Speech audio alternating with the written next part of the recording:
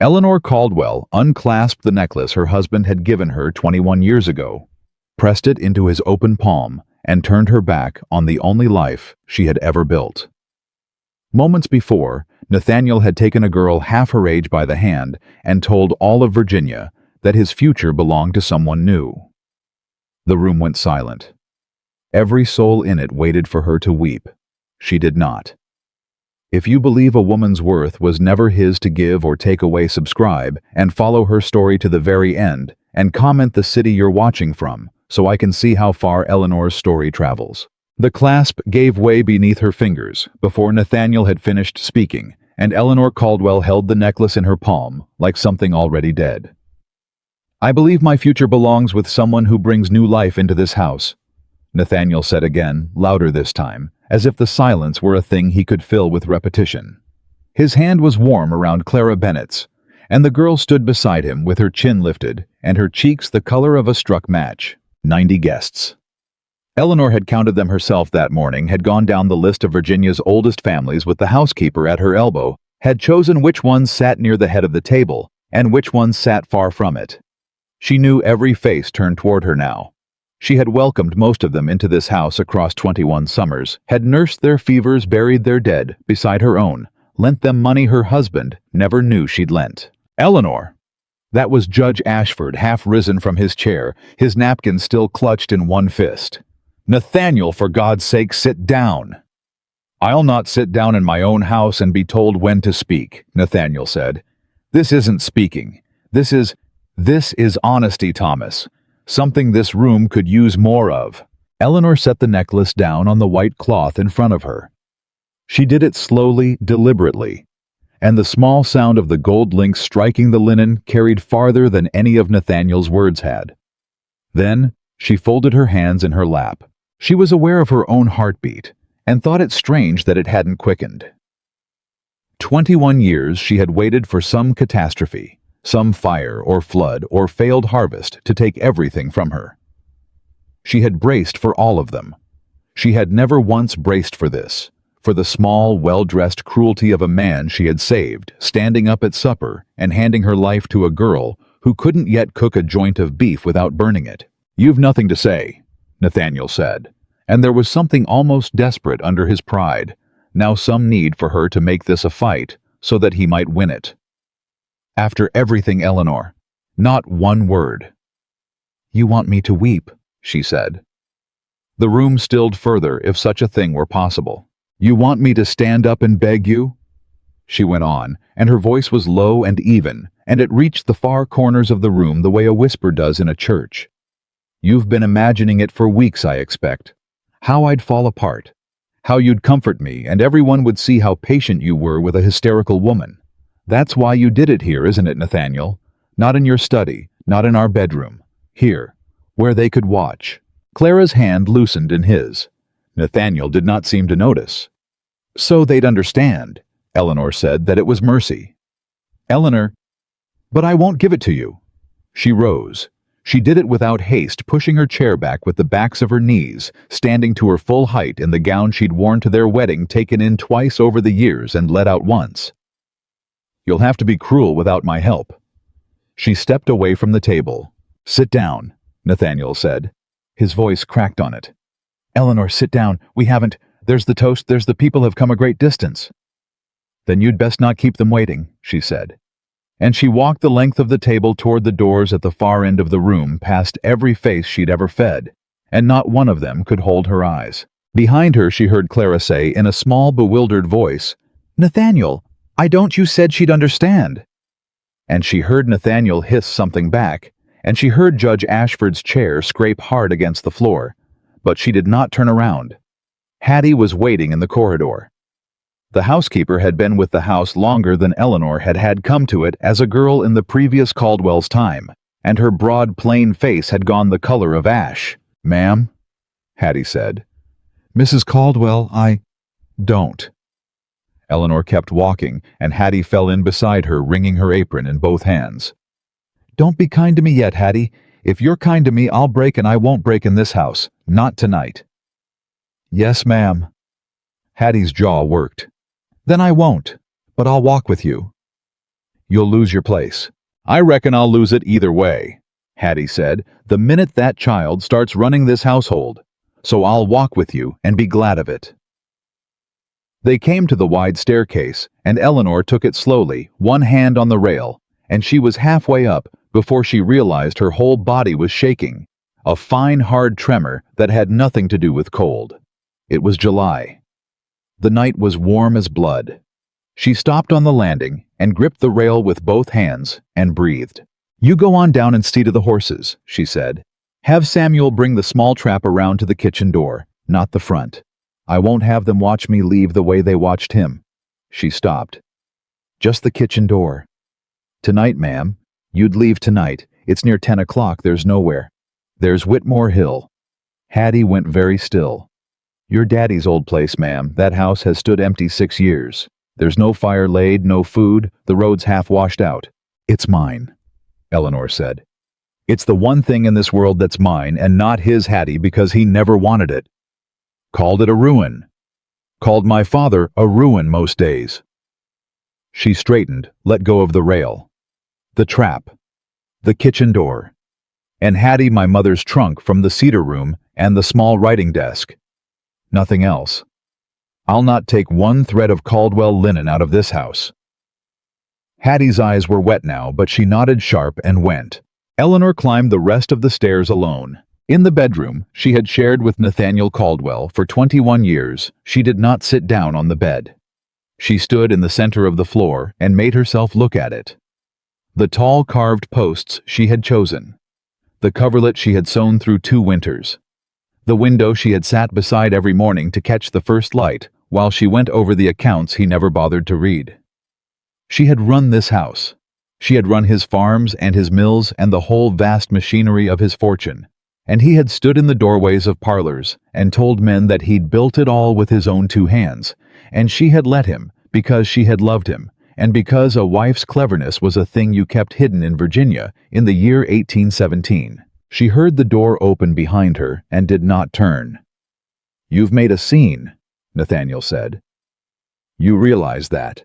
You've humiliated me in front of every family that matters in this state." Now she turned. He had followed her up. His fine coat was still buttoned, his color high, and she saw with a distant clarity how frightened he was underneath the anger, not of losing her, but of what her leaving would look like. Nathaniel Caldwell had always been more afraid of the appearance of a wound than of the wound itself. "I humiliated you," she repeated. "You walked out. You didn't say a word to Clara. You didn't wish us. You want me to wish you joy. I want you to behave like a lady." "I have behaved like a lady," Eleanor said, "for 21 years, Nathaniel, and it has cost me everything I ever wanted for myself. And tonight, I find that I am done. Clean done. So don't come in here and tell me how to grieve the thing you killed." That reached him. She saw it land. For a moment something moved behind his face that might have been shame, and she almost waited for it to become an apology. It didn't. "She's carrying a child," he said. The words dropped into the room like stones into a well. Eleanor felt the floor tilt very slightly. She put out no hand to steady herself. She would not give him that either. "I see," she said. 21 years, Eleanor, and this house has never once heard a child cry.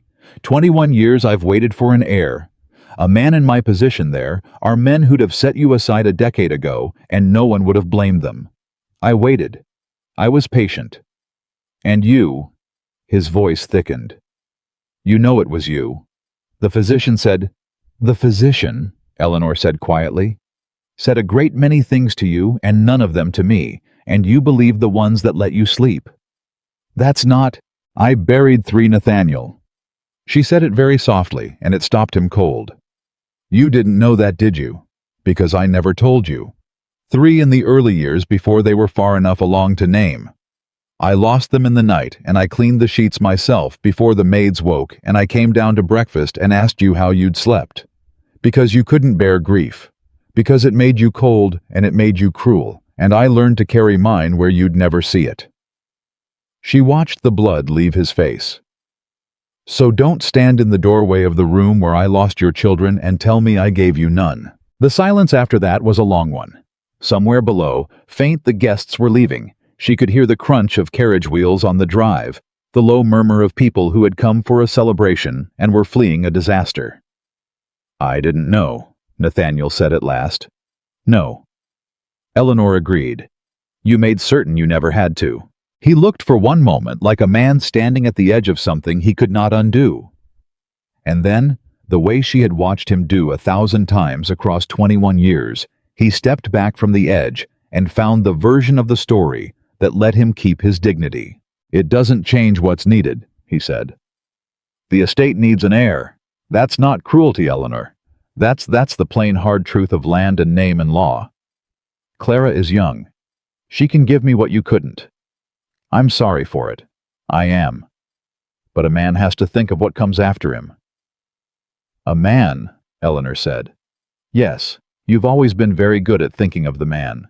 She crossed to the wardrobe, opened it, and took out nothing. She simply looked at the row of dresses hanging there. Dresses she had sewn or paid for out of the household money she managed, and she closed the door on all of them. "I'll be gone within the hour," she said. "You can tell your guests whatever you like, that I was ill, that I was overcome, that I was grateful for your generosity in letting me go so gently." She turned back to him. "You'll tell it well. You always tell it well. Where will you go?" And there it was, the first crack of real feeling in his voice, not for her leaving, but for the sudden, unfamiliar shape of a world in which he did not know where his wife was. 21 years she had been the fixed point. He had built his freedom on the certainty that she would always be exactly where he'd left her. "Home," she said. "You have no home but this one." Eleanor looked at him for a long moment, and something in her face made him take a half step back. "You never did understand my father," she said. "You met him twice. You called him a failed scholar, a man who'd read himself into poverty. You told the Ashfords once at this very table that you'd married a countryside gentleman's daughter and lifted her out of a life of genteel ruin." She smiled, and there was no warmth in it, and no cruelty either, only a great and terrible calm. "You believed that, Nathaniel. You've believed it for 21 years. It's a comfortable thing to believe. What are you—" "Good night," she said.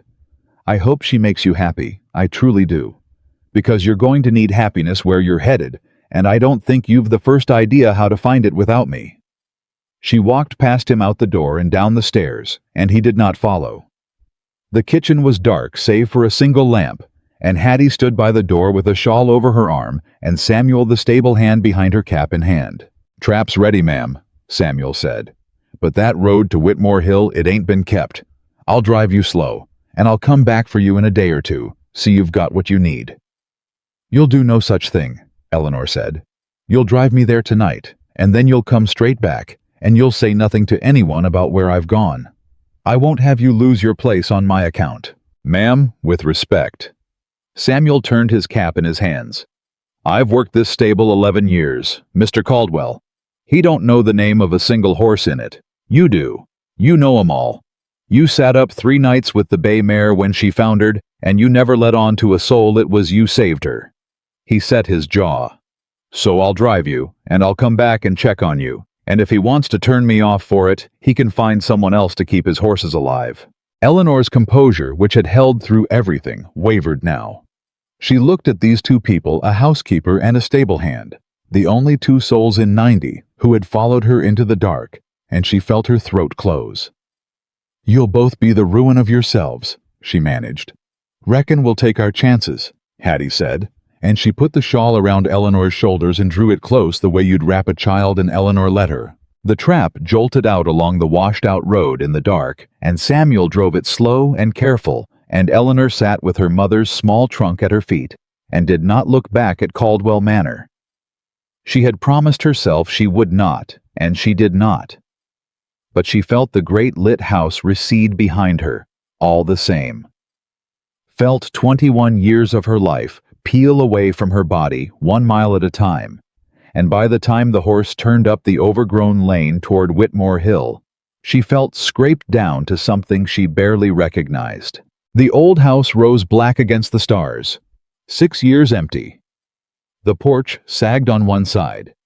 But when Samuel handed her down, and she set her foot on the first step, she felt something she had not felt in a very long time, and it took her a moment to name it, because it had been so long.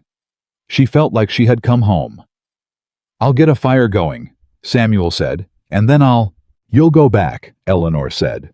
"Now while it's dark and no one's about, I've got flint and I've got hands. I lived 20 years in this house before I ever set foot in his. I'll manage." He looked like he wanted to argue. He didn't.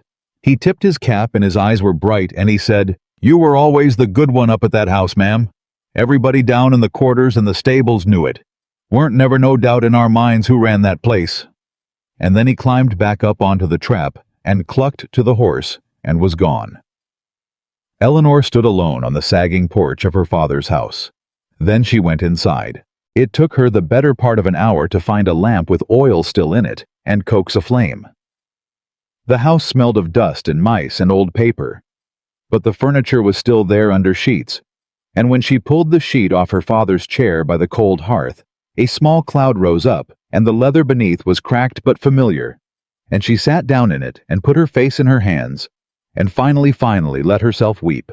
She wept for the 3 children. She wept for the girl she'd been at 19 when Nathaniel Caldwell had courted her with such fervor she'd mistaken ambition for love. She wept for 21 years of speeches written in the small hours and handed to him to speak as his own for the ledgers she'd balanced, and the men she'd outmaneuvered, and the whole vast invisible labor of a life spent making another person great. She wept until she was empty, and then she sat in her father's chair in the guttering lamplight, and she was very still. And in the stillness she heard her father's voice.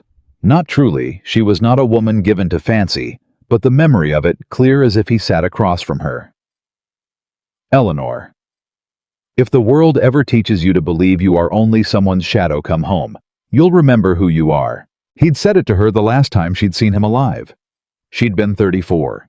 She'd driven out to Whitmore Hill against Nathaniel's wishes because word had come that the old man was failing, and she'd sat by his bed for 2 days, and on the second night he'd taken her hand in his thin one and said those words, and she'd thought him only sentimental, a dying man's tenderness, and she'd smiled and told him not to talk so and squeezed his hand.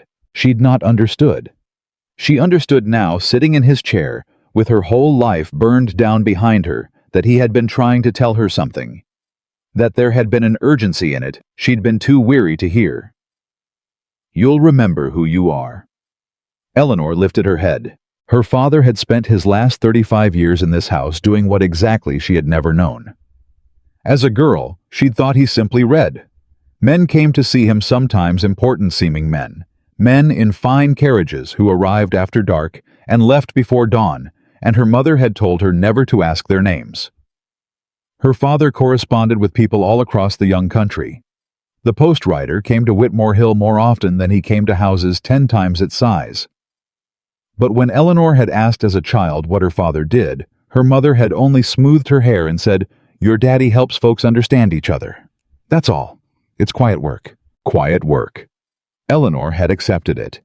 And then she had married a man who did loud work that filled rooms and printed itself in newspapers, and she had let her father's quiet fade into the background of a life spent amplifying someone else. She rose from the chair. She took the lamp, and she went down the hall to her father's study, the room she had not entered since the day of his funeral. The door stuck. She put her shoulder to it, and it gave, and she stood in the doorway holding the light, and looked at the room where Edward Whitmore had spent 35 years, and she felt the fine hair rise on her arms. The shelves were full, not of the light reading of an idle scholar she saw, that now saw it with the sharp, practical eye she'd honed on 20 years of Caldwell ledgers. There were bound volumes of correspondence. There were maps. There were land surveys and legal codices and treaties. The desk was heaped with papers. Her mother had never allowed the servants to touch papers that had sat undisturbed for 6 years since his death, because Nathaniel had refused to send anyone out to clear that ruin, and Eleanor herself had never had the heart. She set the lamp on the desk. The topmost letter was addressed to her father in a hand she did not know. She turned it over. The seal, broken now, had once borne a device she recognized, and her breath caught because it was not the seal of any Virginia planter or merchant. She had seen that seal exactly once on a document Nathaniel had shown off to guests as the great triumph of his political life, a letter of introduction to the office of a man whose name was known in every household in the Republic. Her father had received letters sealed with it, many of them. She lifted the stack, and they were bound with a faded ribbon, and there were dozens. Eleanor sat down slowly in her father's desk chair. She untied the ribbon. She read the first letter and then the second, and then she stopped reading them in order and began to read faster. Her hands not quite steady, turning page after page in the yellow lamplight, while the summer night pressed warm against the windows. And the man who emerged from those pages was not the man she had buried. He was not a failed scholar. He was not a countryside gentleman who had read himself into genteel poverty. Edward Whitmore had spent 35 years as the quietest and most trusted advisor to some of the most powerful men in the country. He had settled disputes that would have become feuds. He had carried messages between men too proud to speak directly to one another, and had brokered peace between families whose quarrels might have torn whole counties apart. He had counseled statesmen. He had more than once kept the young republic's most dangerous men from each other's throats. And he had done it all without ever once seeking recognition, because he had believed, as he wrote in one letter that made Eleanor press her hand to her mouth, that the truest influence a man can hold is the kind that leaves no monument to itself, and the truest service is the service no one ever learns you rendered. They had trusted him because he wanted nothing. That was the secret of him. In a country full of men clawing for name and land and glory, Edward Whitmore had wanted nothing, and so the men who wanted everything had come to him in the dark and laid their fears before him and gone away steadier. And Nathaniel Caldwell had called him a ruin. Eleanor put the letters down. She sat very still in the deep quiet of the house, and something was happening inside her that she could not have named. It was not triumph. It was something older and stranger than triumph. It was recognition. Because she knew this work. She knew it in her bones. The quiet management of proud men. The message carried without ever seeming to carry it. The dispute untangled so gently that both parties believed they'd untangled it themselves. She had done it for 21 years. She had done it every single day of her marriage, smoothing Nathaniel's quarrels, softening his enemies, keeping his allies loyal, running the whole delicate human machinery of his power, while letting him believe he ran it himself. She had thought she was only being a good wife. She had been her father's daughter all along. At the very bottom of the stack, beneath the ribboned letters, there was one more. It was thicker than the others, and it was not addressed to Edward Whitmore. It was addressed to her. For my daughter Eleanor, the outside read in her father's own strong hand, to be given to her only when she comes home. Her hands did shake now. She broke the seal. My beloved daughter, it began. If you are reading this, then either I am gone, and you have finally come back to Whitmore Hill, or, and this is what I fear, and what I have watched come to pass across the years I have left to me, the man you married has finished the slow work of making you disappear. Eleanor's vision blurred. She wiped her eyes with the back of her hand and read on. I never told you what I did. Your mother thought it best, and I was a coward, and I let her think for me. I told myself a girl was safer not knowing. But I have come to understand that in keeping you ignorant of who I was, I let you grow up ignorant of who you are. And when Caldwell came courting with his loud certainties and his hunger for a wife who would ask nothing of him, I saw plainly what he meant to make of you. I should have forbidden it. I did not. I told myself you loved him, and perhaps you did. But I have spent every year since watching you carry that man on your back and call it marriage, and it has been the great grief of my old age. So I leave you this. Not money, there is little of that. I never took payment for the work I did, and we were poor by the standards of your husband's world. What I leave you is the work itself. The men I served are old now, or dead, and their sons have need of the same quiet counsel their fathers had, and the country is more fractious than it has ever been. Alexander Monroe knows everything. He was the truest friend I had, and he has promised me he will find you when the time comes. Trust him. You will believe when you first come home that you have lost everything. You will believe you are nothing without the name you married into. Eleanor. Listen to me now, across whatever distance separates us. You were never his creation. He was yours. Every ounce of what made that man great, you gave him, and he never once knew it was a gift and not a right. That ends now. You are not the shadow of Nathaniel Caldwell. You are the daughter of Edward Whitmore, and the work I did for 35 years is yours to take up. And there are men in Washington City itself who will kneel to your judgment the way they knelt to mine, if only you have the courage to walk into the room. You have always had the courage, you only forgot. Remember who you are. Your loving father, Edward. For a long time, Eleanor did not move. The lamp burned low.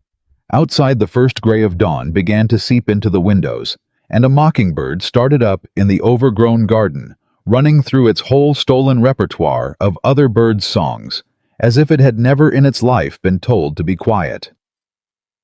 Eleanor sat at her father's desk with his letter in her two hands, and she felt the last of the old Eleanor, the wife, the shadow, the woman who had wept for a life she'd mistaken for her whole self, burn quietly away. She thought of Nathaniel hours behind her now, waking in that great house to a young wife who could not read. A contract, could not manage a steward, could not tell an honest overseer from a thief. She thought of him reaching for the whole invisible machinery of his power, and finding it gone because it had never been his. It had walked out the kitchen door at midnight and driven off down a washed-out road. She thought of all of them, the 90 guests, the oldest families in Virginia, who had watched her walk out of that room and had already by now begun to tell the story. Poor Eleanor Caldwell. Cast off. Nothing left to her. They were wrong. She rose.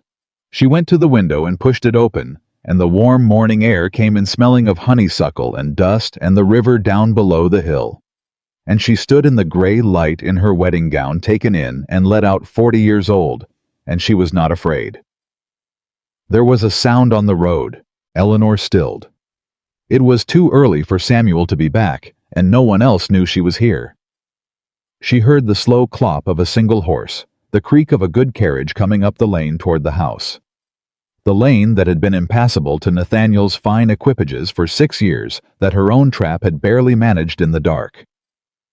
Someone was coming up it now, as if he knew the way. She went out onto the sagging porch. The carriage came into view around the bend, an old but well-kept thing, and it drew up before the house, and the man who stepped down from it was perhaps her own age, or a little more plainly dressed gray, coming into his dark hair at the temples, and he stood a moment looking up at her on the porch with an expression she could not read. Then he took off his hat. "You'll be Eleanor," he said. It was not a question. His voice was low and unhurried, a Virginia voice with something quieter under it. "You've the look of him about the eyes. He always said you would." "You have the advantage of me, sir," Eleanor said, but she already knew. She knew before he said it. "Alexander Monroe, ma'am." He held the hat against his chest. "I was your father's friend. The last one living, I expect." His eyes moved past her to the open door of the study, to the lamp still burning against the dawn, to the letters. Something eased in his face. "You've found them, then. You've read what he left you." "I have. I've been coming out to this road every summer for 6 years," Monroe said. "Every summer since he passed. I promised him I'd know when you came home. I don't rightly know how I'd have known, I only figured I'd feel it." A faint, tired smile. "Turns out I didn't have to guess. All Virginia's been talking since last night. Word travels fast when the richest man in the state throws his wife over at supper." His jaw tightened just slightly. "I nearly rode straight to Caldwell Manor and horsewhipped him in front of his guests. Your father would not have thanked me for it. He'd have said the man's punishment is already written, and it's this he had you, and he let you go, and he'll spend the rest of his life understanding what that means." Eleanor came down the porch steps. She stopped on the last one so that they stood nearly eye to eye. "My father wrote that you know everything. she said. I know most things. Monroe turned the hat slowly in his hands, a man choosing his words. I know the work he did. I know the men who owe him living and dead. I know their sons who are running things now and running them badly, and I know there's not one of them wouldn't sit down and listen to Edward Whitmore's daughter if she walked into the room and spoke with his voice. He looked at her steadily. The question, ma'am, is whether she will. It's no small thing I'm asking. Your father spent 35 years unthanked and unknown, and it cost him. A woman doing it. He shook his head. There's not been a woman do it. They'll fight you for the newness of it alone. It'll be the hardest thing you ever put your hand to, and there's not a soul in the world will ever clap for you. Eleanor thought of 21 years of speeches written in the dark and spoken by another mouth. Mr. Monroe, she said, I have done the hardest thing I ever put my hand to, and no one ever clapped for that either. I am not afraid of quiet work. I have never in my life done any other kind. She lifted her chin, and she felt her father in her spine straight and unbowed. The difference is that from this day forward, it will be mine. Whatever comes of it, the fault of it, and the good of it, and every hard thing in between, it will be mine, and I will not hand it to any man to wear as his own. Alexander Monroe looked at her for a long moment, and then slowly he put his hat over his heart and inclined his head. Not the little bow a gentleman gives a lady, but something deeper. The bow a man gives to someone whose measure he has just taken and found greater than he expected. Then Mrs. Whitmore, he said, and she heard him choose the name, heard him lay her married name down in the dust of the lane and give her back her father's. I reckon you'd best let me help you make that fire. There's a great deal of work to be done, and the country's not going to hold itself together while we wait. Eleanor Whitmore stood in the risen sun on the steps of her father's house, 40 years old, with everything the world thought she had lost, lying broken behind her and everything she was ever meant to be, waiting in the rooms at her back. She thought of the necklace she'd left on the white cloth.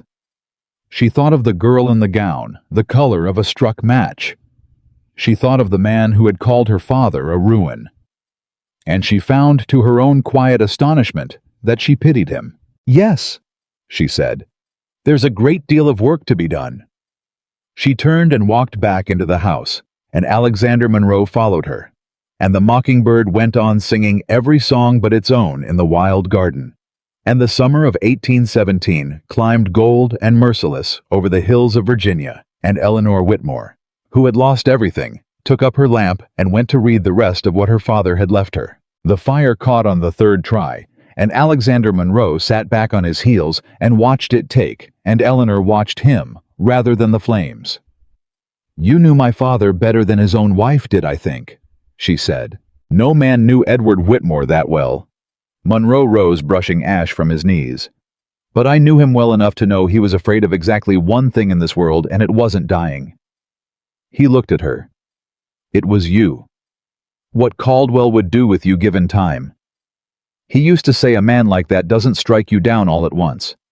He does it a spoonful at a time over years till you've forgotten you were ever anything but what he made you. He was right. He usually was. Monroe crossed to the desk and set his hand flat on the ribboned letters, careful the way another man might touch a Bible. There's a name I need you to hear, and I need you to hear it before Samuel comes back or anyone else sets foot on this hill. Because once you've heard it, ma'am, you can't unhear it, and the choice you make after that is a choice you'll carry the rest of your life. Eleanor set down the poker. Say it. Garrett Vane. She waited. The name meant nothing to her, and she said so. It wouldn't. Your father kept it from you along with everything else. Monroe drew a chair to the desk and sat, and something in the set of his shoulders had gone grim. Vane's the man who wanted your father's place. For years. He came to Edward once, 15 years back now, wanting to be brought into the work, wanting the trust of it, the access, the knowing where the bodies lie of it. And your father turned him away. Told him plain. You want the thing itself. Garrett, and a man who wants it, can't be trusted to hold it. Vane never forgave him. Spent the years since building his own version of the work, only Vane's version isn't quiet counsel. It's leverage. He collects men's secrets, and he uses them, and where your father made peace, Vane makes debts. And now that my father's dead, now Garrett Vane thinks the field's clear?" Monroe's mouth tightened. He spent 6 years moving into the space Edward left. The sons your father counseled, Vane's got his hooks in half of them already. And ma'am, he leaned forward. The other half, the ones still loyal to your father's memory, the ones who'd hold out, Vane's been telling them Edward Whitmore left nothing, no papers, no successor, that the old man's judgment died with him, and there's nothing to inherit, and no one to inherit it. A pause. If you walk into that room, you make a liar of him in front of every man he spent 6 years lying to. He will not thank you for it. Eleanor felt the cold slide of it settle into her stomach, and she recognized the feeling. It was the same feeling she'd had the first time she'd caught a Caldwell steward skimming the accounts and understood that knowing it made her his enemy. "So, the moment I take up my father's work," she said slowly, "I make an enemy of the most dangerous man in the country. You make an enemy of him the moment he learns you exist as anything but a cast-off wife." Monroe held her eyes. "And he'll learn it. Word's already moving that Caldwell threw you over. Vane will hear it inside a week. The only question is whether when he hears it, he hears poor discarded Eleanor Caldwell gone to ground at some ruin, or whether he hears Edward Whitmore's daughter has come home. Which do you want him to hear? That's not my choice to make." Monroe stood. "It's yours, and you don't have to make it tonight." But she made it that night. She made it 3 days later, in fact, and she made it because of the boy. He came up the lane on the third afternoon, a barefoot boy of maybe 12, on a mule too old to trot, and he sat the animal at the bottom of the porch steps and would not come up, twisting a scrap of paper in his hands. "You Ms. Whitmore," he said. "The one they say come back to the old Whitmore place." "I am." "My pa said—" The boy swallowed. "My pa said if you was really Mr. Edward's girl, you'd help us. On account of Mr. Edward helped us once, long time ago before I was born. My pa says he'd have lost the whole farm and Mr. Edward come and set it right and never took a dollar." Eleanor came down the steps. "What's happened to your farm, son?" "They're taking it." The paper was shaking now. "Man come with this. Says my pa signed away the water rights 3 years back and never knew it. And now there's a mill going up on the creek above us, and they're saying we got no claim to the water no more, and without the water, the corn's already dying. And my pa—" His voice cracked high and childish. "My pa can't read good. He put his mark on something he thought was for the seed loan. And this man, this Mr. Vane's man—" Eleanor's whole body went still. "Say that name again." "Vane." The boy looked frightened by her stillness. "Mr. Garrett Vane. He owns the mill. He owns half the county now, my pa says. Everybody signs what his men put in front of him because everybody owes him, and if you don't sign, he calls the debt and takes it all anyhow, so you might as well—" He stopped. "My pa said you'd know what to do, but if you don't, that's all right, ma'am. I told him you probably couldn't. I told him you was just a lady." Something moved through Eleanor then that she had felt only a handful of times in her life. A cold, clean, focusing anger that did not shake her, but the opposite, that gathered her, that made everything very quiet and very sharp. "Get down off that mule," she said, "and come inside and eat something and give me that paper." The boy hesitated. Then he slid off the mule and came up the steps. She read the paper at her father's desk while the boy ate cold cornbread at her elbow and watched her with enormous eyes. And it was as she'd known it would be, exactly what the boy had said. A water rights conveyance dressed up in the body of a seed loan, the operative clause buried in the 6th paragraph, where a man who couldn't read well would never find it, the signature line, a plain X above a name spelled out in a clerk's careful hand. Rafe Dellum, the name read. She said it aloud. "That's my pa," the boy said. "I'm Tom." "Tom." She set the paper down. "Your father didn't sign away his water. He signed a seed loan and someone put a water conveyance inside it, and that's not a contract, Tom. That's a theft with a pen for a knife." She was already reaching for paper for ink for the copybook of legal codices on her father's shelf that she'd found and read cover to cover in 3 days. "And theft can be undone if you know the law, and I know the law, because my father taught it to me at this very desk before I was your age, and I did not think until this exact moment that I would ever have cause to use it." She looked up at Alexander Monroe, who had come in from the porch and stood in the doorway watching her with an expression she would not understand until much later. Something like a man watching a thing he'd hoped for and half feared come true in front of him. "You wanted my choice," she said. "Here it is. Ride to wherever Garrett Vane's man is holding court and tell him Edward Whitmore's daughter has read the Dellum conveyance and she finds it fraudulent on its face and she'll be answering it herself." Monroe didn't move for a moment. "You understand what you're doing?" "I'm undoing a theft." "You're announcing yourself to Garrett Vane?" "Yes." Eleanor dipped her pen. "I'm announcing myself to Garrett Vane." Monroe put on his hat. At the door he paused. "You know he'll test you. He'll not believe it's real, a woman taking up Edward's work. He'll come at you sideways first. He'll try to buy you or frighten you or make you look a fool. And if none of that takes—" He didn't finish. "Then we'll see what he does then," Eleanor said, and bent to her writing. Vane came at her sideways exactly as Monroe had promised, and he came within the week. He did not come himself. He sent a man, a soft, pleasant, well-dressed man named Prentice, who arrived in a fine gig and stood in Eleanor's dooryard with his hat in his hand and smiled at her as if they were old friends. "Mrs. Caldwell," he said. "Whitmore." "I beg your pardon?" "Mrs. Whitmore." The smile did not falter. "I've come on behalf of a man who admired your late father a great deal. Garrett Vane. Perhaps you've heard the name. He was distressed, truly distressed, ma'am, to hear you'd taken it into your head to trouble yourself over the Dellum matter.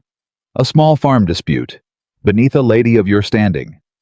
He wished me to convey his sympathies on your recent, a delicate pause, difficulties, and to offer his help. His help. Mr. Vane is a generous man. He understands a lady in your position cast out with so little." Prentice let the pity sit in the air. "He'd see you comfortable, a house in town, an income. All he asks is that you leave the tangled affairs of dead men where they belong, which is to say buried. Your father's work is done, ma'am. Let it rest. Let him rest." The smile turned gentle, almost kind. "There's no shame in an easy life, Mrs. Whitmore. You've earned one. Take it." Eleanor looked at him for a long moment. "Mr. Prentice," she said, "how much does Garrett Vane stand to make off the mill on the Dellum Creek once he's got the water rights of every farm above and below it?" The smile flickered. "I'm sure I couldn't say." "I can. I did the figures last night."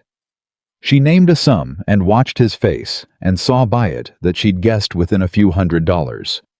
"That's why he sent you to buy me a house in town. He'd rather pay me to look away than lose it.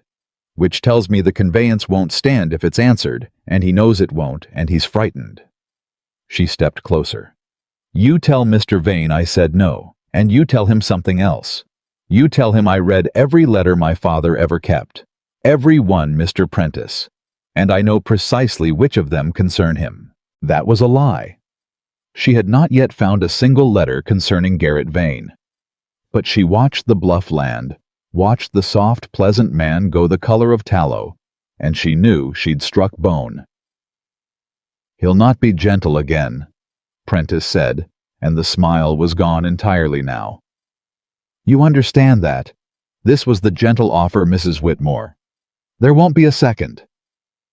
"I never expected there would," Eleanor said and shut the door. She stood with her back against it and found her heart was pounding at last hard and fast, and she pressed her hand flat over it and made herself breathe, and from the study Monroe said quietly, "That was well done, and it was a fool thing to do, both at once. The letters, there aren't any about Vane, are there?" "Not that I've found. Then he'll come looking for what I claim to have." Monroe came to the study door. "He'll not rest now wondering what your father wrote down about him across 35 years. It's the one thing a man like Vane can't abide, not knowing what's written down." He almost smiled. "You've made him afraid of a thing that might not exist. It's exactly what Edward would have done." But the letter about Garrett Vane did exist. Eleanor found it 4 nights later and finding it nearly stopped her heart because it was not in the study at all. It was sewn into the lining of her mother's trunk, the one thing she'd taken from Caldwell Manor, the trunk she'd carried out the kitchen door and set at her feet in the trap in the dark, not knowing. She found it because the trunk's lining had torn where Samuel had handled it roughly, and when she went to mend it, her needle struck paper. She sat back on her heels and worked the fabric loose with trembling fingers and drew out a single folded sheet, and her father's hand was on the outside, and it said, "The vein matter. To be used only if there is no other way." She read it once. Then she sat very still for a long time. Then she read it again because she could not believe the first time. "Monroe!" she called, and her voice did not sound like her own. "Monroe, come here!" He came. He read it over her shoulder. She heard his breath stop. Because Edward Whitmore had not merely known Garrett Vane.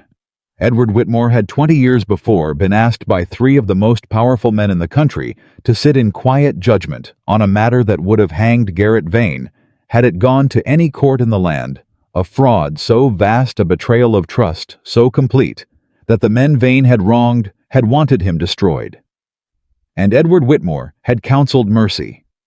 He had brokered the quiet ruin of Vane's scheme without the public ruin of the man had made him give back what he'd stolen and swear off the men he'd cheated, and had let him live free and unmarked because, as the letter said in her father's steady hand, "I do not believe a young man's worst hour should be the whole measure of his life, and I chose to believe he might become better than the thing he had done." Vane had not become better.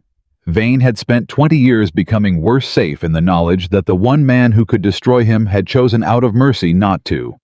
And now that man was dead. And that man's daughter held the proof in her 2 hands. "He doesn't know it survived," Monroe said hoarsely. "Edward never told a soul what was in this letter, not even me, not the whole of it. Vane spent 20 years believing the evidence died when the old men died. That's why he moved so bold after Edward passed. He thinks the account's clean." He looked at her, and his face had gone gray. "Eleanor, this is a hanging matter.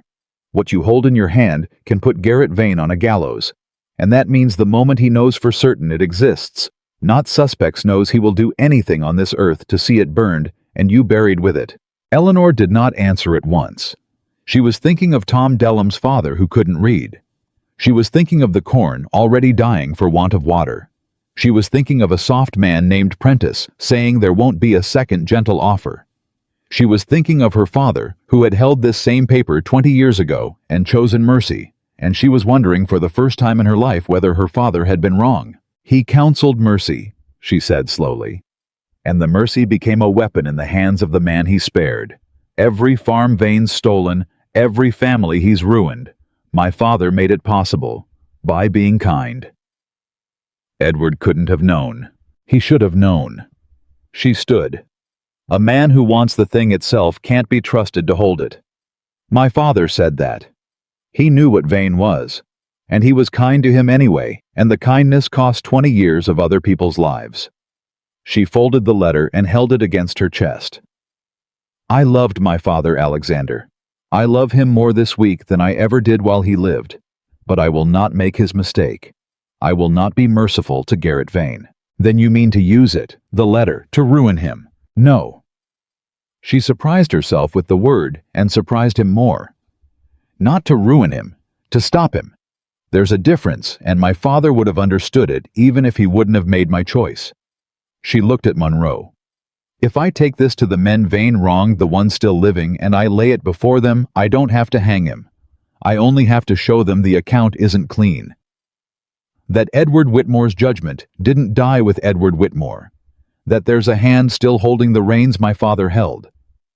And every man Vane's spent 6 years frightening into his debt will understand all at once that he answers to someone now." She set the letter down on the desk between them. "I won't destroy him.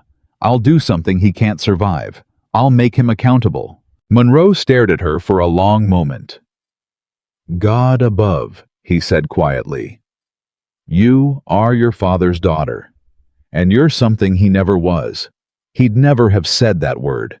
Accountable. He'd have found the merciful path every time, right up until the mercy killed somebody. He shook his head slowly. You found the harder thing. The thing between ruin and pardon. I've spent 21 years finding the thing between, Eleanor said. It's the only work I know.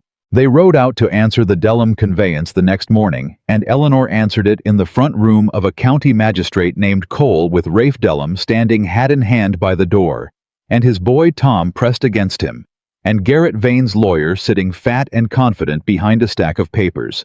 And the whole thing was over in less than an hour, because Eleanor stood up and laid out the fraud clause by clause, cited the codices by name and page, and demonstrated to the magistrate that no meeting of the minds had occurred where one party could not read the instrument, and the operative term had been concealed within an unrelated obligation. Vane's lawyer sputtered. This is a lady with no standing, no license to practice, no. I don't require a license to point at a theft and call it one, Eleanor said. Magistrate Cole can read the clause himself. I'd only ask that he does. Magistrate Cole read the clause. Magistrate Cole was an honest man, one of the last in the county Vane hadn't bought, and when he'd finished reading, he took off his spectacles and looked at Vane's lawyer for a long moment and said, Get out of my house. Rafe Dellum wept openly. Tom Dellum stared at Eleanor as though she had walked on water, and Eleanor felt something she had not felt in 21 years, the clean, whole satisfaction of a thing done in her own name with her own mouth, and credited to no one but herself. It lasted exactly as long as it took to reach the road. Prentice was waiting there mounted, and he was not smiling, and beside him were two other men on horseback, who were not the sort of men who carried papers. Mr. Vane sends his congratulations, Prentice said. On the Dellum matter, a small victory. He wanted me to be sure you enjoyed it. He nudged his horse a step closer. He also wanted me to tell you that he's given a great deal of thought to your claim about your father's letters, and he's decided he doesn't believe you. He thinks you're bluffing Mrs. Whitmore. He thinks a discarded wife found a few old papers and got above herself, and he wants you to understand that Whitmore Hill sits very far from any neighbor, and it's a dry summer, and old wood burns fast. Monroe's hand moved toward his coat. I wouldn't, Prentice said pleasantly, and the two men behind him shifted, and the meaning was plain. Eleanor did not look at Monroe. She looked at Prentice, and she made her voice as calm and cold as still water. Tell Mr. Vane, she said, that the letter concerning the matter of 20 years ago, the one where 3 men wanted him hanged and my father chose to let him live, is no longer at Whitmore Hill. It was never at Whitmore Hill. It's in the hands of a man in Washington City, with instructions to open it if any harm comes to me or to this house or to a single soul under my protection. She let that settle. So you may burn the hill down tonight, Mr. Prentice, and by month's end, your master will be answering the charge he spent 20 years believing was buried before the sons of the very men he cheated. You tell him that, and you tell him I said good day. It was again a lie. The letter was in the writing desk, not 30 feet behind her in the trap. There was no man in Washington City. There were no instructions. But she had spent 21 years learning to make Nathaniel Caldwell's enemies believe things that were not true, and she made Prentice believe this one. She watched the certainty go out of him. She watched him understand that he could not now afford to test her because the cost of being wrong was his master's neck. You're bluffing, he said, but his voice had lost its ease. Perhaps I am, Eleanor said. Are you willing to wager Garrett Vane's life on it, because that's the wager, Mr. Prentice? Not mine, his. She gathered the reins. You're a paid man. Paid men don't hang for their masters. Think on that on the ride home. For a long moment, nobody moved. Then Prentice wheeled his horse, and the two men wheeled theirs, and they rode off down the road toward the mill, and Eleanor sat in the trap and did not let herself shake until they were out of sight. When they were gone, Monroe let out a breath that seemed to have been held for an hour. That, he said, was the most reckless, dangerous, magnificent thing I have ever seen anybody do. And you've just bought yourself perhaps a fortnight. He'll ride to Washington to see if the letter's really there. When he finds it isn't, then in a fortnight it will be, Eleanor said. It and the man to hold it. You said my father had friends still living who owe him, It's time I met one. But the fortnight did not hold. Because that night, when they came back up the lane to Whitmore Hill in the last of the light, there was a horse tied at the porch that Eleanor knew. She knew the horse before she knew the man, because the man was sitting in her father's chair in her father's front room, with her father's fire burning low in the grate. And he had aged 10 years in the 10 weeks since she'd last seen him. And when the door opened, he rose to his feet and stood there, twisting his hat in his hands, the way a boy does, the way Tom Dellum had. "Eleanor?" said Nathaniel Caldwell. She stopped in the doorway. Monroe went still at her shoulder. "How did you find me?" she said. "Samuel." Nathaniel's voice was hollow. "I didn't turn him off. I couldn't. I tried and I found I couldn't run the stable without him. Couldn't run anything. He stopped. His eyes went to Monroe and back to her, and something crossed his face, some old proprietary flinch, and then it collapsed. "Eleanor, the estate is falling apart. The steward's robbing me blind, and I can't tell how. The Ashfords won't receive me. There's a note come due I didn't know we'd signed, and I can't find the papers. You always kept the papers. I don't even know where." His composure broke completely, and he sat back down in the chair as though his legs had failed him. "Clara lost the child. 2 weeks passed. And then she saw how it all was, how none of it works without you, and she—" He couldn't say it. "She left," Eleanor said quietly. "She left." He put his face in his hands. "Everyone's left. And I sat in that empty house, and I finally read the ledgers.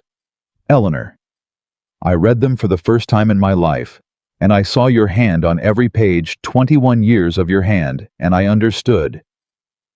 His voice broke apart entirely. "I understood I never built any of it.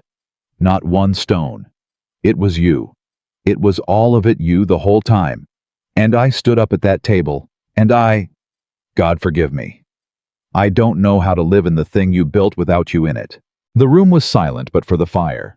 Eleanor looked at the man she had loved at 19 and served for 21 years and left in the dark 10 weeks ago, and she waited to feel the old pull of him, the old habit of stepping toward his pain to smooth it away. She felt nothing.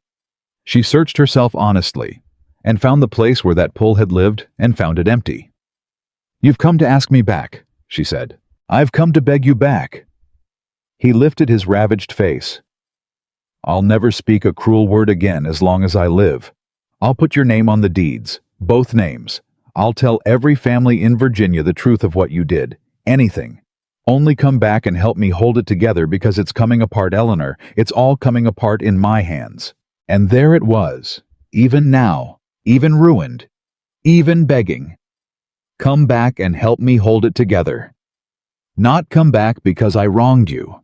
Not come back because I love you. Come back and help. Come back and carry it. Come back and be the shoulders under Nathaniel Caldwell's weight one last time, forever." Eleanor almost laughed. Not cruelly. It rose in her almost as tenderness, the great sad simple truth of him that he did not even now understand what he was asking. "Nathaniel," she said gently, and she crossed the room and knelt in front of the chair and took his hands in hers, because 10 weeks ago she could not have done this, and now she could, now that there was nothing left in her that needed him. "I'm going to tell you something, and I need you to hear it, because I think it's the last thing I'll ever say to you, and I want it to be true, and I want it to be kind." He stared at her, hopeful, wrecked. "The house is going to fall," she said. "The one your father built and I saved and you never understood. It's going to fall because it was only ever standing on me, and I'm not going to stand under it anymore. Not for love, because I don't love you. That went a long time before that night you only never noticed. And not for pity, though. I pity you more than you'll ever know. It's going to fall, Nathaniel, and you're going to have to learn to build something small with your own 2 hands, something you can actually carry. And it will be the making of you, if anything ever is. Eleanor, I'm not coming back." She squeezed his hands once and let them go and stood. "But I'll do one thing for you, because of the girl I was at 19, who loved you truly, even if you never earned it. Samuel knows where the note papers are. I told him once years back, in case anything happened. He'll show you. Pay the note. Turn off the steward. He's the tall one, Merrick.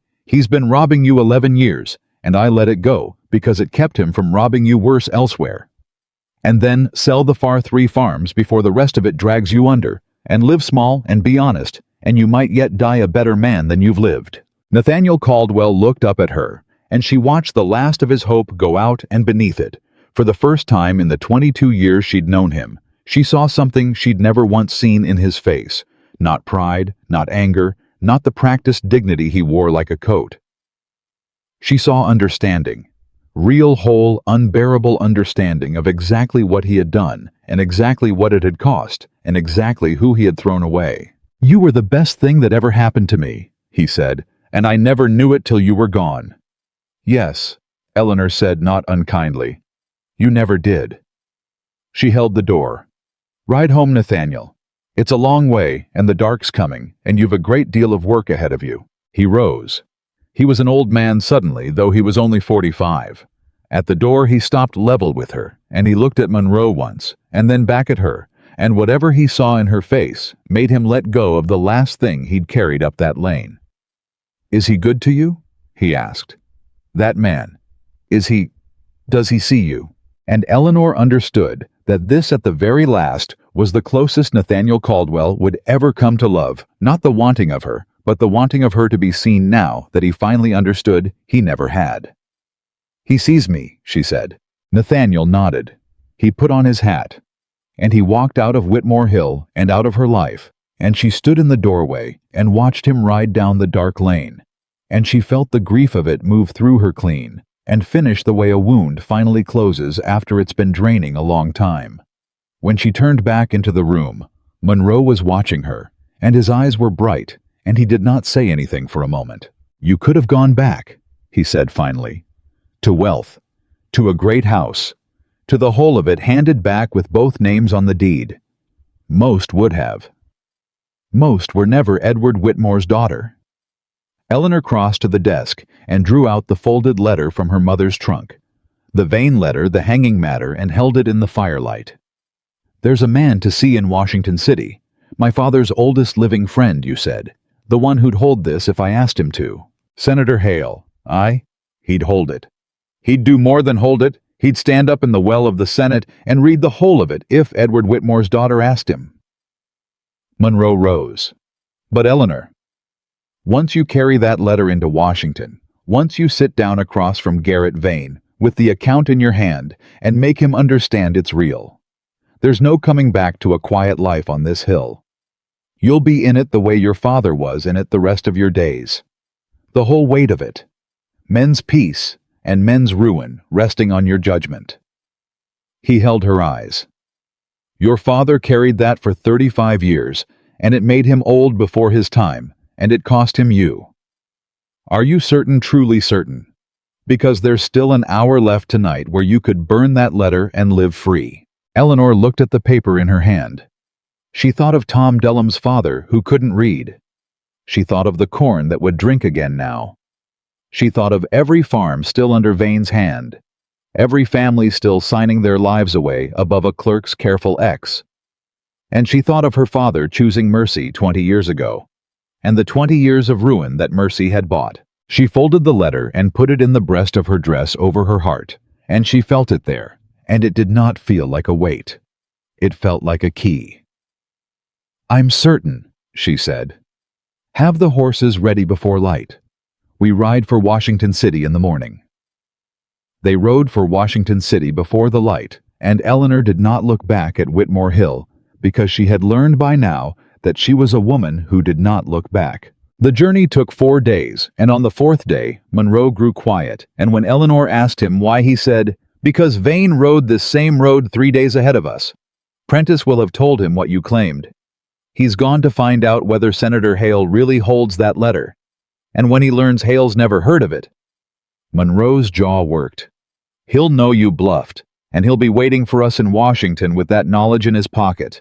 "Then we'd best reach Senator Hale before Vane reaches him first," Eleanor said. "Because the moment I put the letter in Hale's hands, my bluff becomes true, and it's too late for Vane to matter." But Vane had reached Hale first. They knew it the moment they were shown into the senator's study, because the old man who rose to greet them did not have the face of a man about to embrace his dead friend's daughter. He had the face of a man who had already been visited that morning and worked upon and frightened. "You'll be Edward's girl," Senator Hale said. He was 70 if he was a day white-haired, and his hand shook as he took hers. "You've his eyes. God rest him, you've his very eyes." But his own eyes slid away as he set it toward the window, toward the door, anywhere but her face. "Senator Hale," Eleanor said, "you've had a visitor this morning." The old man flinched. "I don't—" "Garrett Vane, or a man of his." She did not release his hand. "He came to tell you something about me, to warn you off. And whatever he said, it's put a fear in you I can see plain as daylight. So let's not waste the morning, Senator. Tell me what he told you." Hale sank back into his chair. For a moment, he looked every one of his 70 years and older. "He said you were an imposter," the old man whispered.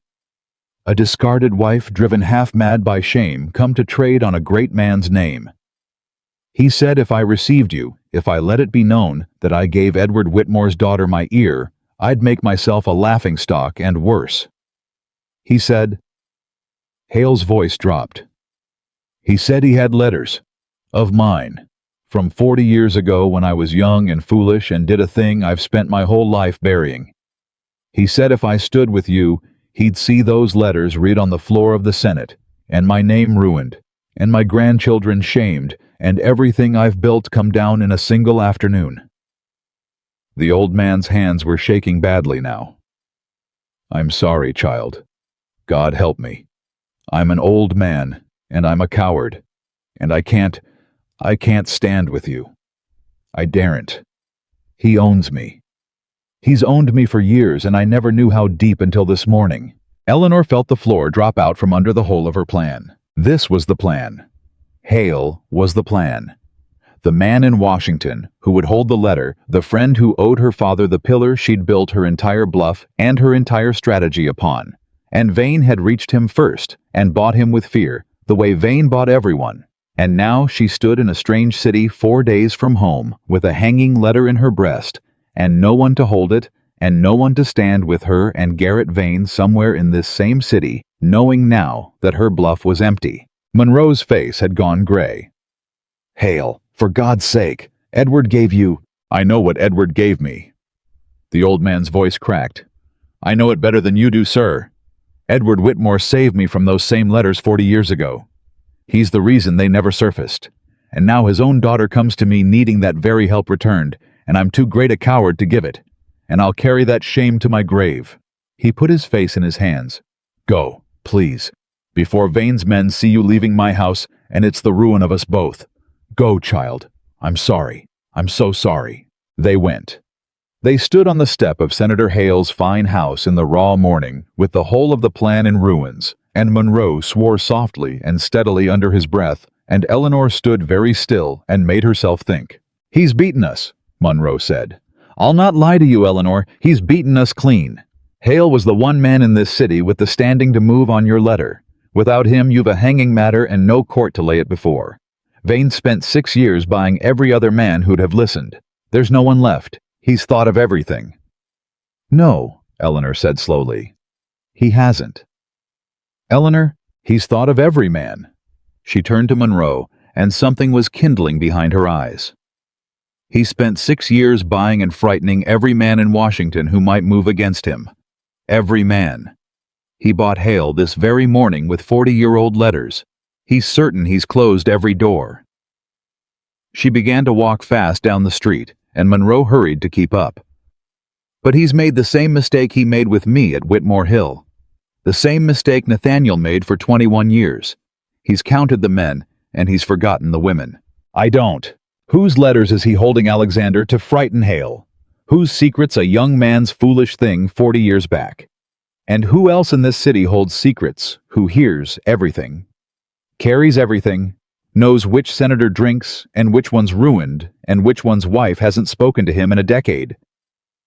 She stopped and faced him. "My father's work was quiet counsel. He heard men's fears in the dark. But there's another quiet in every great house in this city. Alexander, A quiet Vane's never once thought to buy, because men like Vane never see it at all. She said it with a fierce, soft certainty. The wives, the widows, the housekeepers, the women who run these men's houses the way I ran Nathaniel's, invisible and total. Vane's frightened every man in Washington. He hasn't frightened a single woman, because it's never once occurred to him that a woman could matter. Monroe stared at her. My father counseled the powerful, Eleanor said. But there's a whole city underneath the powerful that holds them up, and it's made of women, and not one of those women owes Garrett Vane a thing. Take me to the one woman in this city who loved my father. There has to be one, a widow, a sister, someone. Monroe's face changed, slowly. There is one, he said. Lord help me, I hadn't thought of her in years. Mrs. Adelaide Foss. She kept a boarding house on Capitol Hill for 30 years, the boarding house, the one where half the government lodged before they had houses of their own. Every man who ever mattered in this city slept under her roof when he was young and poor and nobody. Your father lodged there. It's how he met half the men he counseled. Adelaide Foss knows every secret in Washington because they were all boys at her table once, and boys talk. He almost smiled. And she's afraid of no living man, Vane included. Then that, said Eleanor, is where we're going. Adelaide Foss was 80 years old, sharp as a tack, and twice as pointed. And she took one look at Eleanor standing in the door of her parlor, and set down her teacup and said, Well, you've Edward's mouth. He'd have had that same look on him coming in here with the roof falling in, and pretending it was a fine day. Sit down, girl, and tell me who's trying to kill you, because nobody wears that face who isn't being hunted. Eleanor sat down and told her everything. The whole of it, from the necklace on the white cloth to the letter in her breast, and the old woman listened without a single interruption, her bright black eyes never leaving Eleanor's face. And when it was done, she sat back and was quiet for a long moment. Garrett Vane, she said at last, and she said the name the way you'd name a rat you'd found in the flour. I remember him young. He lodged here a season 30 years back, and I put him out. Only man in 30 years I ever put out of my house. She sniffed. Caught him going through another lodger's letters. Some things you can see in a boy at 20 and know the whole of the man. And now he's grand, is he? Owns half of Virginia and a piece of every senator's soul. Her mouth thinned.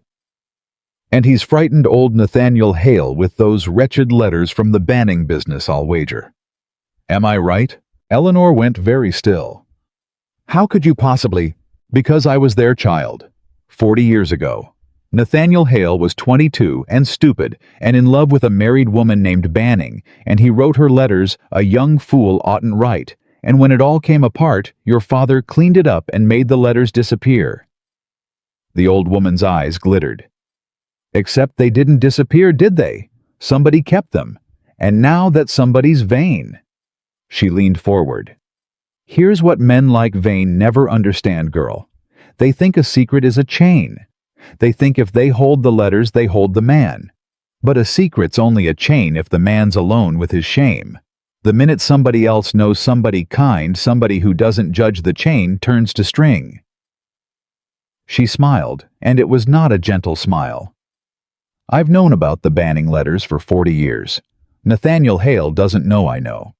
If I were to sit down with that frightened old man and take his hand and tell him I've known the whole of it since before Vane could shave, and that not one soul on this earth thinks the less of him for a boy's mistake. Why then Vane's got nothing over him at all, has he? Nothing but paper, and paper only frightens a man who thinks he's alone. Eleanor felt something open in her chest, wide and bright. You can free him, she said. Hale. You can take away Vane's hold on him. I can take away Vane's hold on half this city, child, if it comes to that. Adelaide Foss stood, and for an old woman she stood very straight. Every secret Vane's using to frighten these men, half of them I've known for decades, because they were all boys at my table once frightened and far from home, and boys tell their landlady things they'd never tell a soul. She looked at Eleanor with a fierce old joy. Your father sat in this parlor 30 years ago and told me the same thing I'm about to tell you. He said Adelaide the powerful are held up by the invisible, and the day the invisible decide to stop holding the powerful come down. She held out her thin, hard hand. I've been invisible 80 years, girl, and I am purely sick of it. Let's you and I bring Garrett Vane down. But Vane moved first, and he moved brutally because he had learned by now that Eleanor Whitmore was not a woman to be frightened, and a man like Vane, having failed to frighten, turns to destroy. He struck at the one point where Eleanor had no defense. He struck at Whitmore Hill. The word came by hard-ridden messenger on the second morning in Washington. Samuel of all people come the whole 4 days' road on a lathered horse, and he half fell out of the saddle in Adelaide Foss's street, and Eleanor ran out to him and caught him before he hit the ground. They burned it. Samuel gasped. Whitmore Hill, 2 nights back, burned to the ground, ma'am, the whole of it, and everything in it. Vane's men, they didn't even hide it, rode up bold in the night with torches, and... He clutched her arm. The letters, ma'am. Mr. Edwards' letters. All them papers in the study. They're gone. Every one. Burned. The world went silent around Eleanor. Everything her father had built. 35 years of correspondence, the whole record of his life's work, the proof of everything gone. And with it, she understood in one sick, lurching instant gone the very thing she'd claimed to hold over Vane. Because Vane had gambled that the letters were at Whitmore Hill after all, that her talk of a man in Washington was a bluff, and he'd burned the hill to burn the evidence, and if the Vane letter had been in the study, it would now be ash. She put her hand to her breast over her heart and felt the folded papers still there where it had been since the night she rode out.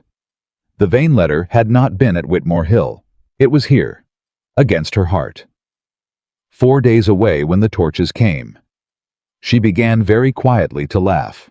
Samuel stared at her, alarmed, and Monroe came running out and stopped, and even Adelaide Foss appeared in the doorway, and Eleanor stood in the street and laughed until the tears came, and they were not tears of grief. He burned it, she said.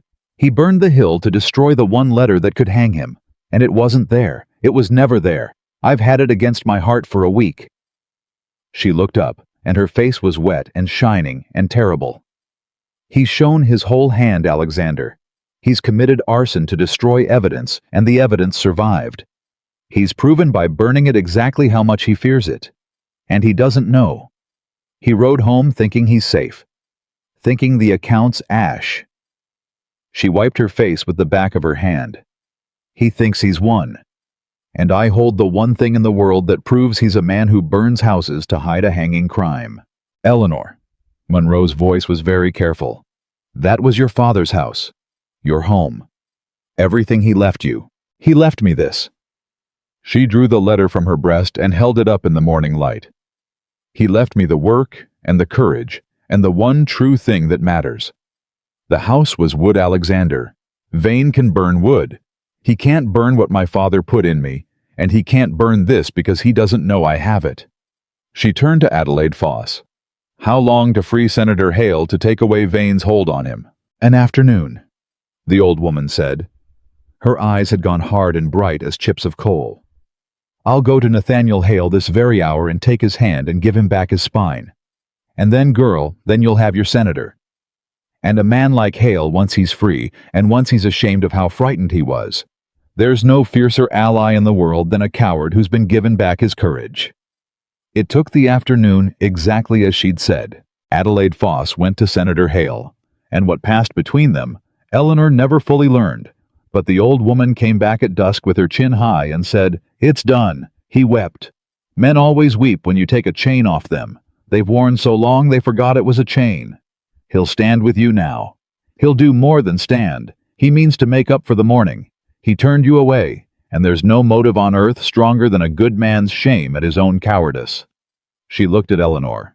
He'll convene them. The men Vane wronged 20 years back, the ones still living, the sons of the ones who aren't. He'll bring them together, and you'll lay the letter before them. 3 days. He needs 3 days to gather them quiet, without Vane learning of it. Vane will learn of it, Monroe said.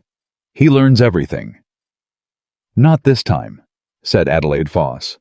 Because this time, it's women carrying the word. Housekeepers and wives and old landladies.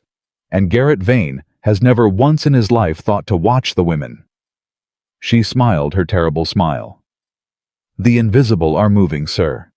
And he can't see us at all." For 3 days, Eleanor waited, and it was the hardest waiting of her life, because she knew Vane was somewhere in the city believing himself victorious, and she knew that if he caught even a breath of what was gathering, he would strike again, and next time it might not be a house he burned. And on the second night, he found her. Not his men, Vane himself. He came alone, which she had not expected, and he came to Adelaide Foss's boarding house in the dark, and knocked at the door like any gentleman caller. And when the girl showed him into the parlor, Eleanor was sitting there alone by the fire, and she looked up and knew him at once. Though she'd never seen his face because he had the look she'd learned to read in a lifetime of reading men, the look of a man accustomed to being the most dangerous thing in any room. "Mrs. Whitmore," Garrett Vane said. He was perhaps 60 silver, and elegant and entirely calm. "You've been a great deal of trouble. I confess I didn't expect it. I looked at you, and I saw a cast-off wife, and I was wrong, and I don't say that often." He sat down across from her without being asked. "I've come to make you an offer. My last one. And I'd counsel you to take it, because I've run out of gentleness, and what comes after gentleness, in my experience, is a great deal worse." "You burned my father's house," Eleanor said. "I did." He said it without a flicker. "I'd burn it again. I've spent 20 years building something, Mrs. Whitmore, and I don't intend to let a widow with a grievance tear it down over a handful of dead men's grudges. Now, here's my offer. You leave Washington tonight. You go somewhere far and quiet, and you live comfortably on money I'll provide, and you never speak my name again. In exchange, I don't do to you what I did to your father's house." He smiled thinly. "I think you'll find it a generous offer for a woman who has at this moment exactly nothing. No house, no proof, no standing, nothing but a great deal of nerve." Eleanor looked at him for a long moment.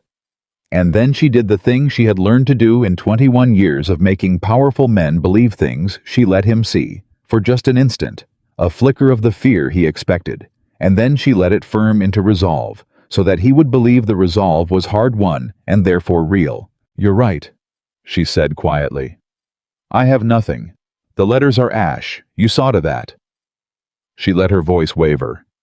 "But I won't take your money, Mr. Vane. I'll leave Washington because you've left me no choice, but I won't be bought on top of being beaten. Let me keep that much."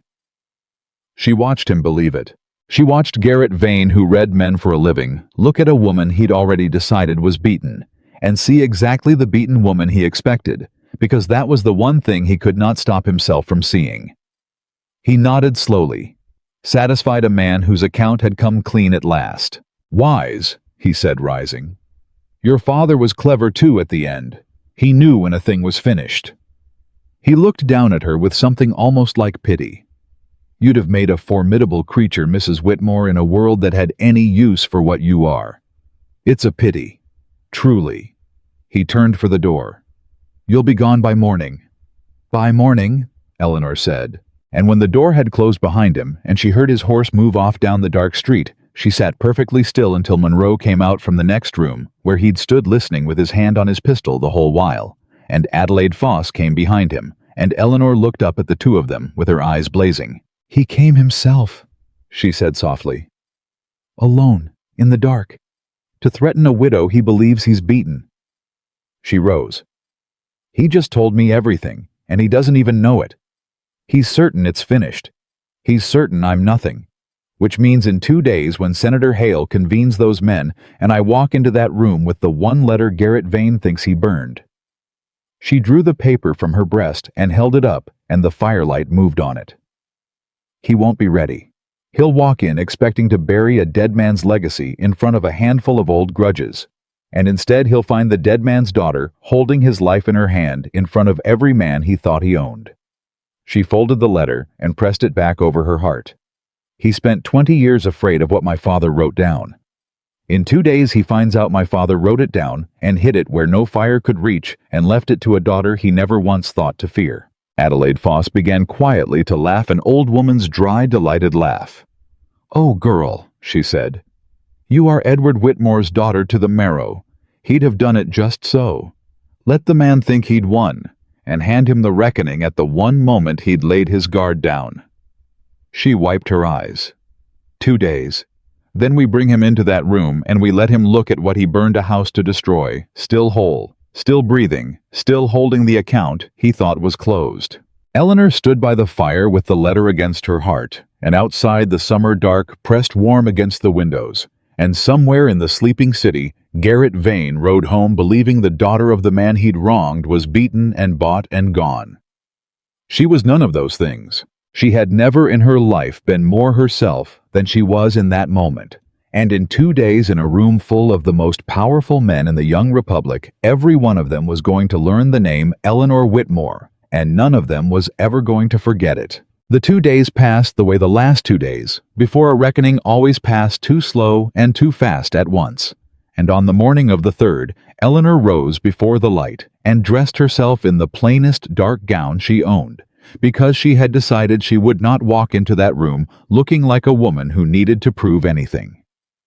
Adelaide Foss came in as she was pinning her hair and stood in the doorway watching. "You're not afraid?" the old woman observed. "I'm terrified," Eleanor said. "I've simply decided not to let it move my hands. That's the only kind of brave there is, child." Adelaide crossed to her and took the pins from her and finished the hair herself, quick and sure. "The other kind's just foolishness. Now listen to me, because I've watched men break in that Senate for 50 years, and I know the shape of it. Vane will not go quietly. A cornered man is the most dangerous man alive, and you're about to corner the most dangerous man in Washington in a room full of witnesses.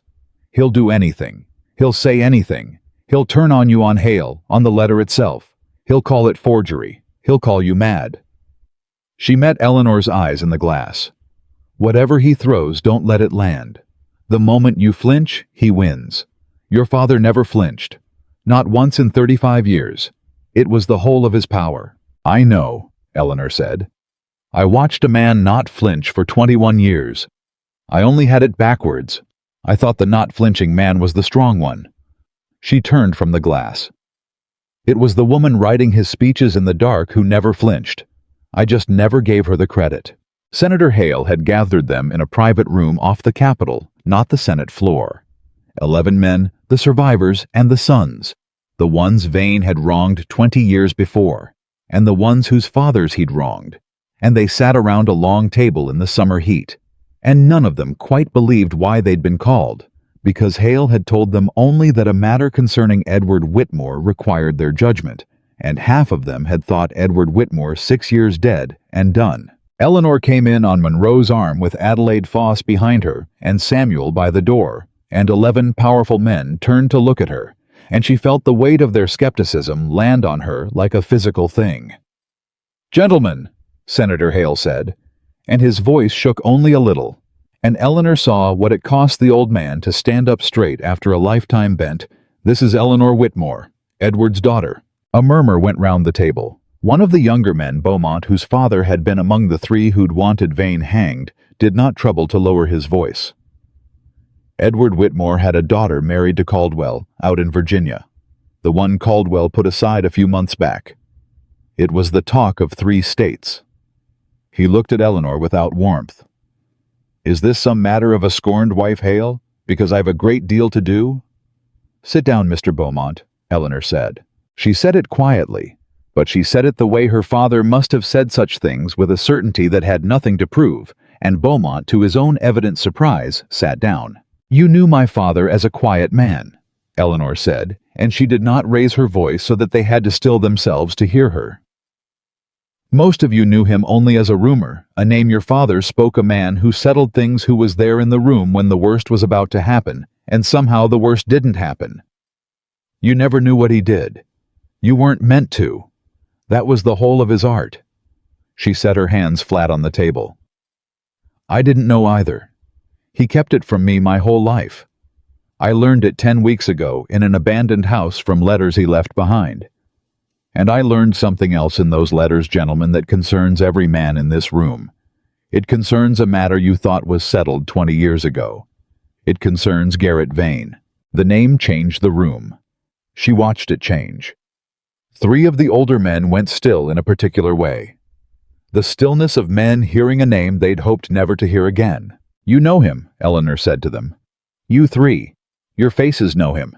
Mr. Ashby, Mr. Coyne, Senator Deering. 20 years ago, Garrett Vane did a thing to your houses that ought to have hanged him, and my father sat in judgment on it, and he counseled mercy, and you reluctantly, I think, and against your grief, you let him live. She let it settle. How has that mercy served you, gentlemen? In the 20 years since. Silence. Then old Ashby, who was 70, and had buried a son over the Vane business 2 decades back, said hoarsely, "It served us ill. He owns half of us now. He came back stronger. He learned nothing from mercy, but that mercy could be had." His hands trembled on the table. "I've regretted that judgment every day of 20 years. Edward Whitmore was the wisest man I ever knew, and it was the one time his wisdom failed. We should have hanged Garrett Vane." "My father thought so too at the end," Eleanor said. "That's why he wrote this." And she drew the letter from her breast and laid it on the table. She did not open it yet. She let it lie there, folded her father's hand on the outside, and she watched 11 men look at it, and she saw the exact moment several of them understood what it must be. "Before I open it," Eleanor said, "you should know that Garrett Vane knows this document exists. He's known for 10 weeks. He's tried 3 times to destroy it. He sent a man to buy me. He threatened to burn me out, and 8 days ago." Her voice did not waver, though it wanted to. "He made good on the threat. He burned my father's house to the ground. Everything Edward Whitmore built in 35 years. Every letter, every record, every proof of his life's work, ash. Garrett Vane burned it all to destroy this one letter." She touched the folded paper with one finger. "And he failed. Because this was never in that house. It's been against my heart since the night I left my husband. Vane burned a home to destroy evidence, gentlemen, and the evidence survived, and I can prove the arson, and I can prove why he committed it, because it's written here in the hand of the man he wronged, sealed, and dated 20 years before he lit the match." The room had gone electric. She could feel it. "Open it," said Senator Deering. His voice cracked. "For God's sake, woman, open it!" But the door opened first. Garrett Vane walked in. He should not have known. That was the whole of the plan, that the women had carried the word, where no man could follow it, that Vane watched every man in Washington and never once thought to watch a housekeeper or a wife. But he walked in now, calm and silver and terrible, and behind him came Prentice. And behind Prentice, 2 more men, and Eleanor's heart lurched, because if Vane knew, then something had failed. Some woman had been seen. Some word had slipped. "Gentlemen," Vane said pleasantly, "I heard there was a gathering. I confess I was not invited, which wounds me given how many of you owe me the courtesy." His eyes went round the table and stopped on the folded letter, and Eleanor watched him. It watched him recognize his own doom lying on the table in Edward Whitmore's hand, and she watched him not flinch, and she thought with a strange cold admiration, "There is the thing my father had, and here is the man who learned it wrong." "Mrs. Whitmore," Vane said, "you told me you'd be gone by morning." "I lied," Eleanor said. "You taught me it was permitted when the stakes are high enough." Something moved in his face. Not fear, but a kind of recalculation, a man revising his sums in an instant. "So the letter's real. I'd half convinced myself you were bluffing to the last." He looked almost rueful. "I burned a perfectly good house for nothing." "You burned it to destroy evidence of a hanging crime," Eleanor said. "That's not nothing, Mr. Vane. That's a second hanging crime. You've been busy." Vane laughed. He actually laughed, and it was the worst thing he could have done, because 11 grieving men watched him laugh at the arson of a dead friend's house, and Eleanor saw the room turn against him in that single sound. "You think you have me," Vane said. He came further into the room, unhurried, a man who had been in worse corners, and walked out of all of them. "You think that paper hangs me. Let me tell you what actually happens, Mrs. Whitmore, since you're new to this, and your father, God rest him, is not here to teach you." He turned to the table. "That letter, whatever it says, is 20 years old, written by a man now dead, who cannot be questioned, cannot be cross-examined, cannot confirm a word of it. It's hearsay from the grave, and every man at this table." He let his gaze travel slowly around them. Every man here owes me something.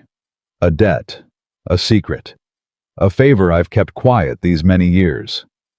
Ashby, your brother's second family in Baltimore. Coin, the matter of the harbor contracts. Deering, his voice went silky. Shall I go on? Because I can go on for quite some time. You want to hang me on a dead man's word?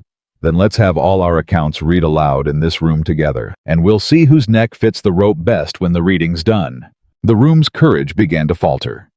Eleanor felt it go, saw the men glance at one another, saw the old fear reassert itself, and she understood that this was Vane's true weapon, the one he'd wielded for 20 years, not any single secret, but the mutual terror of men who all had something to hide, each one afraid that resisting would expose him. He's right, Coin muttered. This is madness. We can't if this comes out, all of it comes out. Then it comes out, said a voice from the doorway, and it was an old woman's voice, dry and hard, and every man turned. Adelaide Foss stepped into the room. Sit down, Garrett, she said as though he were still 20 and going through another lodger's letters in her boarding house. Sit down and hush because the grown folks are talking. Vane's composure cracked for the first time. Mrs. Foss, this doesn't concern... It concerns me more than any soul in this room, the old woman said, advancing small and ferocious. Because I'm the one who knows all your secrets, gentlemen. Every one, not Vane. Me. You were all boys at my table once frightened and homesick and far from your mothers, and you told me things across 30 years that Garrett Vane spent a fortune trying to buy and never could because you don't buy what's freely given to someone who loved you. She stopped at the head of the table beside Eleanor. Coin, the harbor contracts, I've known since '98. Ashby, your brother's other family. I held your hand the night you found out you wept in my kitchen. Deering. She looked at him with a terrible gentleness. You know what I know, and I have never told a living soul, and I never would, because a secret told to me in sorrow is safe till the grave. She raised her chin. That's the difference between me and this creature. He collects your shame to chain you. I've carried it 40 years to free you. And I'm telling you now, all of you, there is nothing Garrett Vane can say in this room that I can't take the sting out of, because I've known it longer than he has, and I forgive it, and so will the world, because the world forgives an old sin confessed far more readily than it forgives a man who spent 20 years burning houses to keep his own sins hid. The silence that followed was total, and then old Ashby began quietly to weep, and he said, Adelaide, all these years, you knew and you never... Of course I never, she said gently. You were a boy who lost his way. Boys do. It's what they do after that makes the man. She turned to Vane, and all the gentleness left her. And you, Garrett, you were a boy in my house too, and I put you out 40 years ago because I saw what you were going to become, and I was right, and I have never once in 40 years regretted a judgment less. Vane's face had gone white. Eleanor watched the whole architecture of his power come apart in front of him. The chains he'd forged from other men's secrets turning to string exactly as Adelaide had promised, because an old woman who'd carried those secrets in love had just made every one of them survivable. You have no proof of anything, Vane said, but his voice had lost its silk. An old woman's gossip, a dead man's letter. It's nothing. It's... Open the letter, Eleanor, Adelaide said. Eleanor opened the letter. She read it aloud in the hot still room in a clear, steady voice, and it was worse than any of them had imagined. Not a vague old grievance, but a precise and documented account, dates and sums and names of a fraud so complete and a betrayal so deliberate that when she finished reading, there was not a man at the table who could look at Garrett Vane. Her father had written it all down with the cold exactness of a man building a case, and at the end, he had written the thing that broke the room. I have chosen to spare this man, and I set down here my reasons that whoever reads this may judge whether I chose rightly. I believe a man may become better than his worst act. I may be wrong. If I am wrong, if Garrett Vane uses the life I have given him to do further harm, Then let this document stand as the proof of what he was, and let it fall into the hands of someone with the courage I lacked to do what I would not." Eleanor lowered the letter. "My father lacked the courage," she said quietly into the silence. "Those are his words, not mine. He was the wisest man any of you knew, and at the end of his life, he judged himself a coward for sparing this man, and he left the correction to whoever came after." She looked around the table. "I came after, and I have the courage he lacked. Not to hang Garrett Vane, my father was right about mercy even when he doubted it. I've no wish to see him swing." She turned to Vane. "But you are finished in this city. Every man you've frightened is free of you as of this hour, because there's not a secret you hold that Adelaide Foss can't unmake. Every farm you've stolen will be given back. I've the deeds and the frauds catalogued. The Delham matter was only the first. And this letter goes to Senator Hale, and it stays with Senator Hale. And if you so much as raise your voice to a soul, I protect for the rest of your natural life. It will be read on the floor of the Senate the following morning." She stepped closer to him. "You wanted the thing itself, Mr. Vane. My father saw it in you 40 years ago. You wanted power the way a starving man wants bread, and a man who wants it that badly can never be trusted to hold it.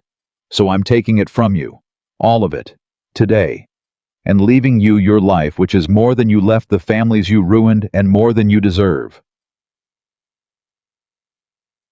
Garrett Vane looked at her. And for one moment, one single moment, the mask came entirely off, and Eleanor saw underneath it not a monster, but something almost worse, a frightened, hollow, hungry man who had spent 60 years trying to fill a hole that could not be filled, and who understood now in this room that he had lost, and that the losing was permanent, and that he was old. "You're your father made cruel," he said low. "No," Eleanor said. "I'm my father made honest. He'd have spared you again. I've simply stopped you. There's a difference, and you'll have the rest of your life to understand it." Prentice and the two men had already gone. They'd slipped out during the reading, the way paid men always slip out when the wages stop being worth the risk. Vane stood alone. He looked around the table one last time at 11 men who no longer feared him, at the old woman who'd unmade him with love, at the daughter of the one man who'd ever beaten him, and something in him seemed to age a decade in a breath. He turned without another word and walked out. The room let out its held breath all at once. And then, Eleanor had not expected this, and it undid her more than any of the rest. Old Ashby rose from his chair and came around the table and took her hand in both of his trembling ones and bowed his white head over it. "Edward Whitmore's daughter," he said thickly. "By God, he always said we used to tease him that he'd nothing to show for his life, no monument, no name in the papers. And he'd only smile and say, 'I've a daughter.' We thought it was an old man's foolishness." He looked up at her, his eyes streaming. "It wasn't foolishness. You were his monument all along. He knew it. He knew it 40 years ago." He pressed her hand. "Whatever you need in this city for the rest of your days, you have only to send word. Every man in this room owes your father a debt he can never repay, and today you've freed us to try. Command us." One by one the others rose. One by one, they came to her, these powerful men, and took her hand, and pledged themselves not to a scorned wife, not to a widow with a grievance, but to Eleanor Whitmore, her father's successor, the keeper of the work. Senator Hale came last. The old man who'd turned her away in fear 4 days ago stood before her now with his spine straight, and he could not speak for a moment, and when he did, his voice was low. "I turned you from my door," he said, "when you needed me most. I was a coward, and I've been a coward 40 years, and today an old woman gave me back my courage, and you gave me back my honor, and I don't—" He stopped. "Your father saved me once when I was young. I always thought I could never repay it, but I see now what he'd want. He'd want me to stand with you. So I'm going to spend whatever years I have left standing with you, Eleanor Whitmore, and doing the work he did, the quiet work the way he taught it, and it'll be the redemption of an old coward's life, if you'll let me." Eleanor found she could not speak either. She had walked into this room 4 months from a night when 90 people watched her lose everything and could not meet her eyes. She had walked in with nothing. No house, no husband, no fortune, no proof anyone would believe, nothing but a folded letter against her heart, and the terrible faith of a housekeeper and a stable hand, and an old landlady, and a dead man's oldest friend. And she was walking out with a city. Outside on the Capitol steps, in the merciless gold of the summer noon, Monroe stood waiting, and Adelaide Foss came out on Eleanor's arm, and Samuel held the horses, and Eleanor stopped at the top of the steps and looked out over Washington City, and she thought of her father, who had climbed these same steps for 35 years and gone home each night to a small house and a daughter and no monument at all. "He never once told me," she said softly. "All those years. He carried the whole weight of it, and he came home, and he taught me Latin and how to read a contract, and he never said a word about what he really was." "He was protecting you," Monroe said. "No." Eleanor shook her head slowly, and there were tears on her face now, and she let them fall. "He was preparing me. He taught me everything I'd need, and he never told me why, because he wanted me to choose it freely when the time came, not inherit it like a debt. He gave me the tools and hid the purpose so that when I finally picked them up, they'd be mine." She wiped her face. "He knew Alexander. He knew I'd come home someday beaten, thinking I was nothing. He wrote that letter knowing it, and he trusted that when I got here, I'd be exactly enough." Adelaide Foss squeezed her arm. "And were you?" the old woman asked. "Exactly enough." Eleanor looked out over the city that now knew her name. The city full of powerful men who would kneel to her judgment the way they'd knelt to her father's, and she thought of the woman she'd been 6 months ago, sitting silent at a supper table, while a man she'd made great handed her life to a girl in a gown the color of a struck match. That woman had thought her worth was something a man could give or take away. That woman was gone. "Yes," Eleanor Whitmore said. "I was exactly enough. I always was. I just spent 21 years letting a man convince me otherwise." She turned from the city and looked at the 3 people who had followed her into the dark and never once let go. "Take me home, Alexander. Not to Whitmore Hill, it's ash, and it can stay ash, it was only ever wood. Take me somewhere I can build something new, something that's mine from the first stone." She lifted her chin, and the summer sun was full on her face, and she was not afraid of any living thing. "I've a great deal of work to do, and for the first time in my life, every bit of it is going to be done in my own name." She built it on the river below, where Whitmore Hill had stood, and she built it herself from the first stone. Not a great house. She'd had a great house once, and learned what it was worth. She built something plain and strong and true, and she named it for no one. And when Monroe asked her what she'd call the place, she said, "Whitmore." And nothing more, because the name needed no house behind it anymore. The name walked into rooms now. The name was enough. The work came to her the way water finds a channel. Within the year they came. Not the grand men, only though those came to senators and landholders, sending word by careful messenger that a matter had arisen that required the kind of judgment only one person in the Republic was known to give. They came, but so did the others. So did the boy on the old mule, grown taller now, riding up the lane with his father behind him, and half the county's grievances in a saddlebag. So did the widows, and the cheated, and the ones with a mark for a signature, and a thief's clause buried in the 6th paragraph. Eleanor turned none of them away. She sat them in the plain front room, and she listened the way her father had listened, and she untangled what could be untangled, and she stopped what had to be stopped, and she never once took $1 for it. "You'll starve doing it his way," Monroe told her the first winter going over the household accounts she'd taught him to keep. "Edward never took payment, and Edward died poor." "Edward died with a daughter," Eleanor said. "He didn't die poor. He only died with the wrong ledger." She took the accounts from him and closed the book. "We'll manage, Alexander. We always manage. I ran an empire on a housekeeper's cleverness for 21 years. I expect I can run a small, honest life on the same." And they did manage. Word of what she did spread, and with it spread a thing her father had never quite had, because her father had worked in shadow, and she had been forced into the light. Gifts came. A man whose farm she'd saved sent a wagon of seed in the spring.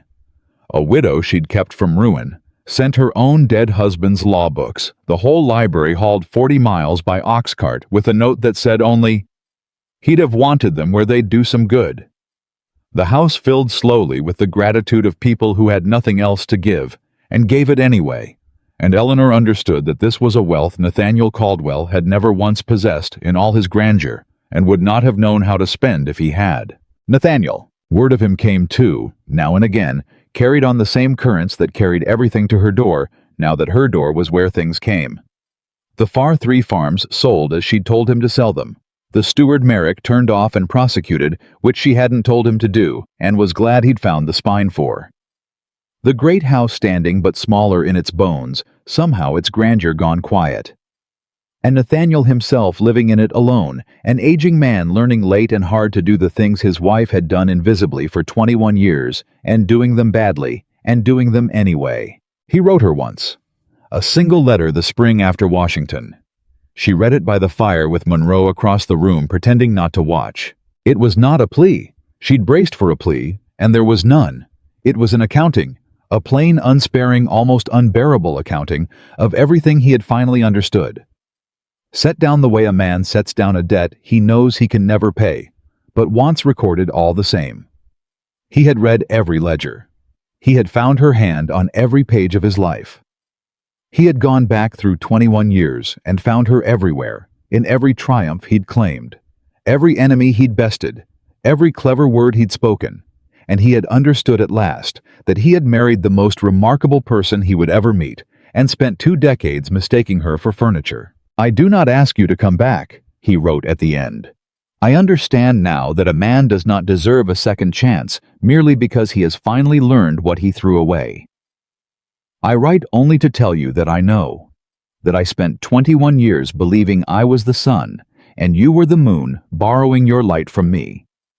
And I have spent this past year in the dark Eleanor learning that it was the other way around the whole time. You were the sun. I only ever shone because you let me stand near you. I am sorry. It is a small and useless word for what I owe. But I am sorry. And I wanted the truth of it set down in my own hand at least once before I die, so that somewhere in the world there is a record written by me of who you really were, of who you really are. Eleanor sat with the letter a long while. Well, Monroe said finally gently. Will you answer it? Yes, she said. I think I will. She wrote him back 3 lines. She wrote Nathaniel. I read your letter. I forgive you, and I mean it, and it costs me nothing now, which is how I know the forgiving is real. Be honest and be kind and be small, and you may yet die a better man than you lived. I hope you do. E.W. She signed it with her father's initials, not his. She thought he'd understand.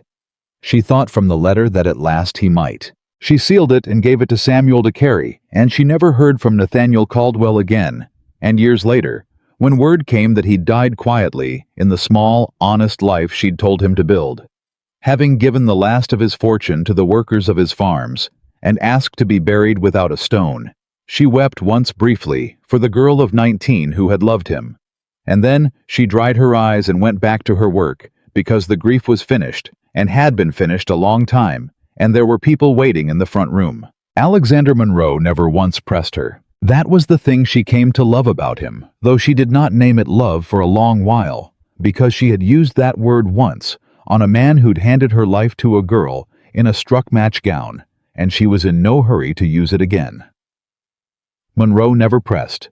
He simply stayed. He'd ridden up her father's lane that first gray morning, and he had, in every way that mattered, never left, and across the years, he made himself so wholly part of the work, and the house, and the life, that when Eleanor tried one evening to imagine the place without him in it, she found she could not, and the not being able frightened her more than Vane ever had. You could have gone back to your own life, she said to him that evening. They were on the porch, the both of them, in the warm dark, the work of the day done. That first morning. You'd done your duty to my father the moment you handed me his letter. You could have ridden home and had your own life. Why didn't you? Monroe was quiet a while. You want the true answer or the easy one? You know which I want." He nodded slowly. "The easy one is that I promised your father. And I did.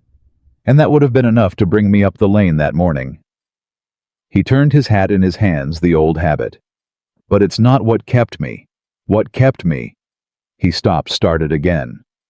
"I've been a widower 11 years, Eleanor. I loved my wife and I buried her, and I made my peace with living the rest of it alone. I was content. Or I told myself I was, which a man can do a long time before he notices the difference." He looked at her. "And then I rode up a washed-out lane to do a dead friend's errand, and there was a woman standing on a ruined porch who'd just lost everything the world says a woman's supposed to want. And instead of weeping, she was standing there in the sunrise, deciding to take up the hardest work in the Republic. And I thought—" His voice roughened. "I thought that's the thing I stopped believing existed. Not a woman who needed saving. A woman who'd already saved herself and was reaching for something bigger. I never in my life wanted to stand behind a person the way you'd been made to stand behind Caldwell.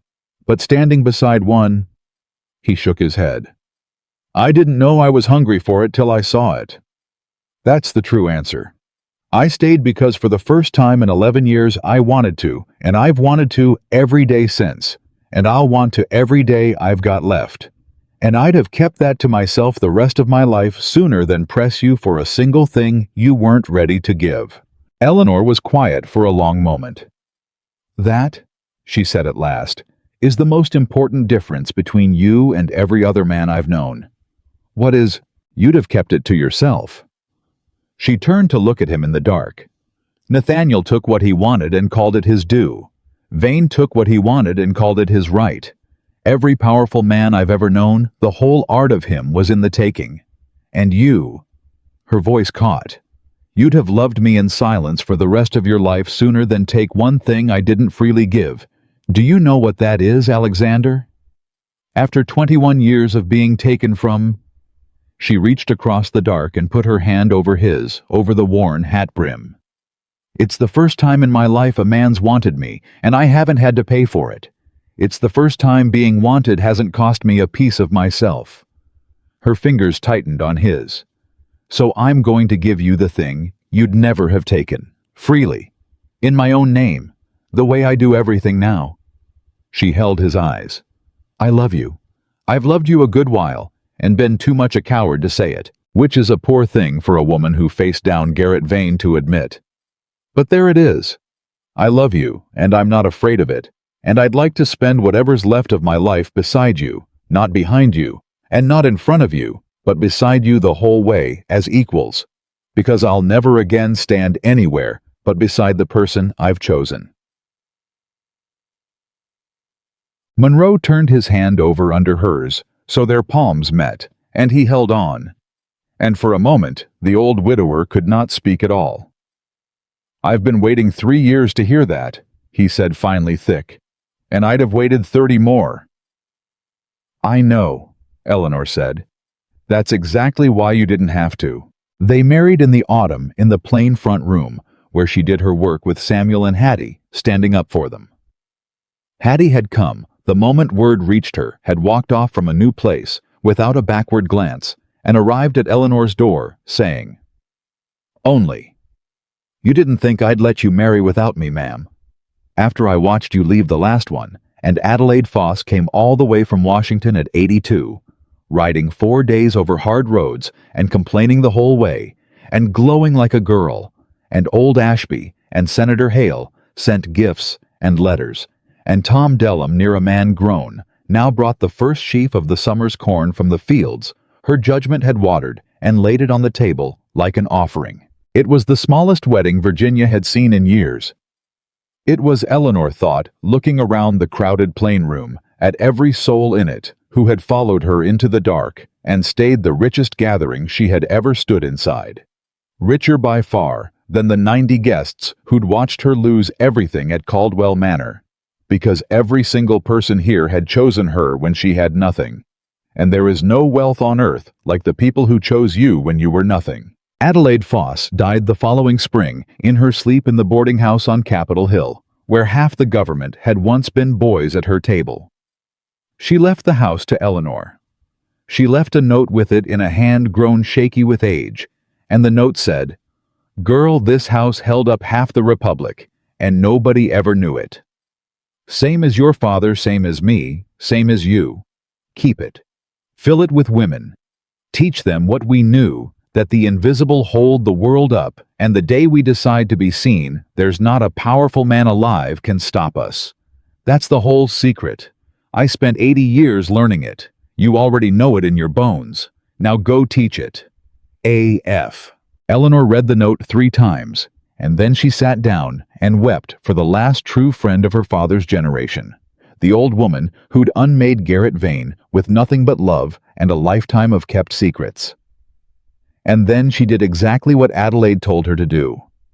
She turned the boarding house into a school, not a school for fine young ladies to learn the harp and the art of being chosen. A school for women who ran things and were never named for it. Housekeepers who managed estates their masters couldn't have balanced a week without.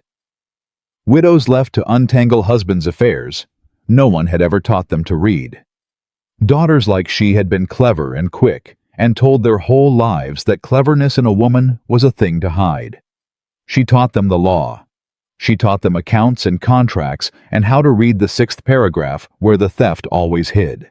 She taught them the quiet work, how to manage proud men, how to carry a message so gently both sides believed they'd solved it themselves, how to hold a room without ever raising a voice. She taught them the thing her father had taught her, and the thing Adelaide had died knowing, that the invisible hold the world up and their invisibility is a cage only so long as they agree to stay in it. The women she taught went out across the young republic, and they were never quite invisible again, and neither after them were the women they taught in turn.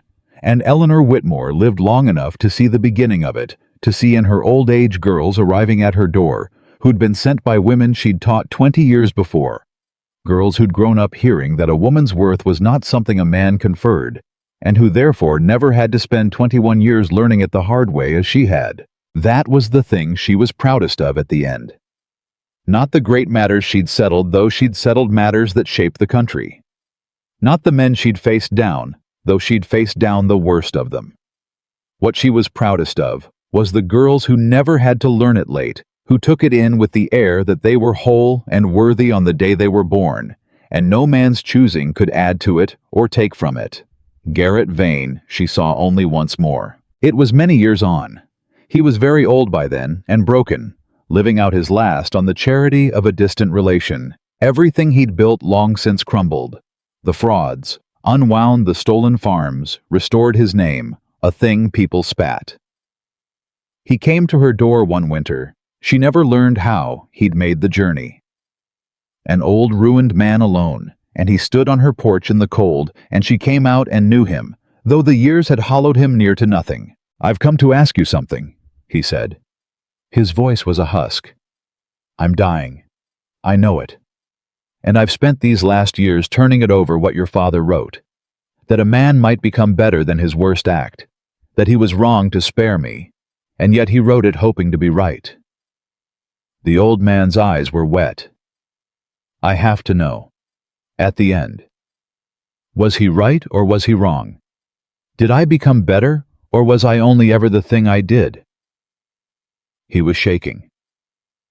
"You're the only soul alive who can tell me. You hold his judgment. Tell me, Mrs. Whitmore. Was there ever anything better in me, or did he waste his mercy?" Eleanor looked at the ruined old man on her porch, the man who'd burned her father's house, who'd tried to buy her and frighten her and destroy her, who'd ruined 100 families and chained half a government with fear. And she found searching herself honestly, the way she always did, that she did not hate him. The hate had gone the way the grief for Nathaniel had gone, drained out, finished, leaving only a clear, cold pity. "My father was wrong to spare you," she said quietly. "You used the life he gave you to do terrible harm. He knew it at the end and it broke his heart. So no, the mercy was a mistake, and it cost 20 years of other people's suffering, and I'll not pretend otherwise even to a dying man." She watched him flinch. "But you asked me 2 questions, Mr. Vane, and that was only the first." She stepped closer. "You asked if there was ever anything better in you, and the answer is yes. There must have been, because a man with nothing better in him doesn't ride 4 days at death's door to ask whether he was worth sparing. A man who was only ever his worst act wouldn't care. You came here because some small true thing in you has spent a lifetime wanting to have been better than you were. She held his eyes. My father was wrong to spare you, and he was right that there was something in you worth the wondering. Both are true. That's the hardest thing I ever learned, that both can be true at once. You were worth better than you chose, and you chose the worst of yourself anyway over and over until there was almost nothing else left. Almost. She softened just slightly. There's a little left, or you wouldn't be weeping on my porch. Go home and die with that Mr. Vane. It's more than you gave anyone and more than you earned, and it's the truth, which is the only thing I've ever had to give that's worth the having. Garrett Vane wept on her porch in the winter cold, an old ruined man given at the very end, the one thing he'd spent his whole life unable to steal an honest word, freely given that neither damned him nor forgave him, but simply told him true. Then he turned and went, and he died that same winter. And Eleanor did not weep for him, but she did not spit at his name either, and when people cursed him in her hearing, she said only, "He was worth better than he chose. Leave it there. It's punishment enough to have been worth better and known it too late." She lived a long time. She lived long enough to bury Alexander, whom she loved, to his last breath, and passed it 40 years her equal, and never once anything less. And the grief of that was the great grief of her life, and she did not try to hurry it, because she had learned by then that the deepest griefs are the ones worth their weight, and a woman who has been loved rightly for 40 years has earned the right to mourn a long while. She lived long enough to see the school outgrow the boarding house twice over, long enough to see the girls she'd taught teaching girls of their own, long enough to become herself the old woman at the head of the table that frightened, homesick, clever girls told their secrets to the one who carried their shame in love and gave them back their spines the way Adelaide had done for her, the way the invisible have always done for one another, in every age holding the world up unthanked until the day they decide to be seen. And at the very end of her long life, when she was old and full of years, and the whole young republic had grown middle-aged around her, a girl came to the school, clever, quick, frightened, sent by a woman Eleanor had taught 50 years before. And this girl, not knowing who Eleanor was, only that she was some very old lady, by the fire sat down beside her one evening and said in the particular despair of the young, "My family says I'm nothing without a good marriage, that a woman's worth is what a man will give her. Everyone says it. Is it true? Please, I have to know. Is it true?" And Eleanor Whitmore, who had once sat silent at a supper table while a man she'd made great handed her whole life to a girl in a gown the color of a struck match, who had walked out into the dark with nothing, and built a world from the first stone, who had faced down the most dangerous man in the Republic, and freed a city with a folded letter and a housekeeper's courage, who had taught 10,000 women to read the 6th paragraph and hold the room, and never again mistake being chosen for being worthy. Eleanor. Whitmore took the frightened girl's hand in her old one, and she smiled, and she told her the truth. She had paid 21 years and a whole life to learn. No, child.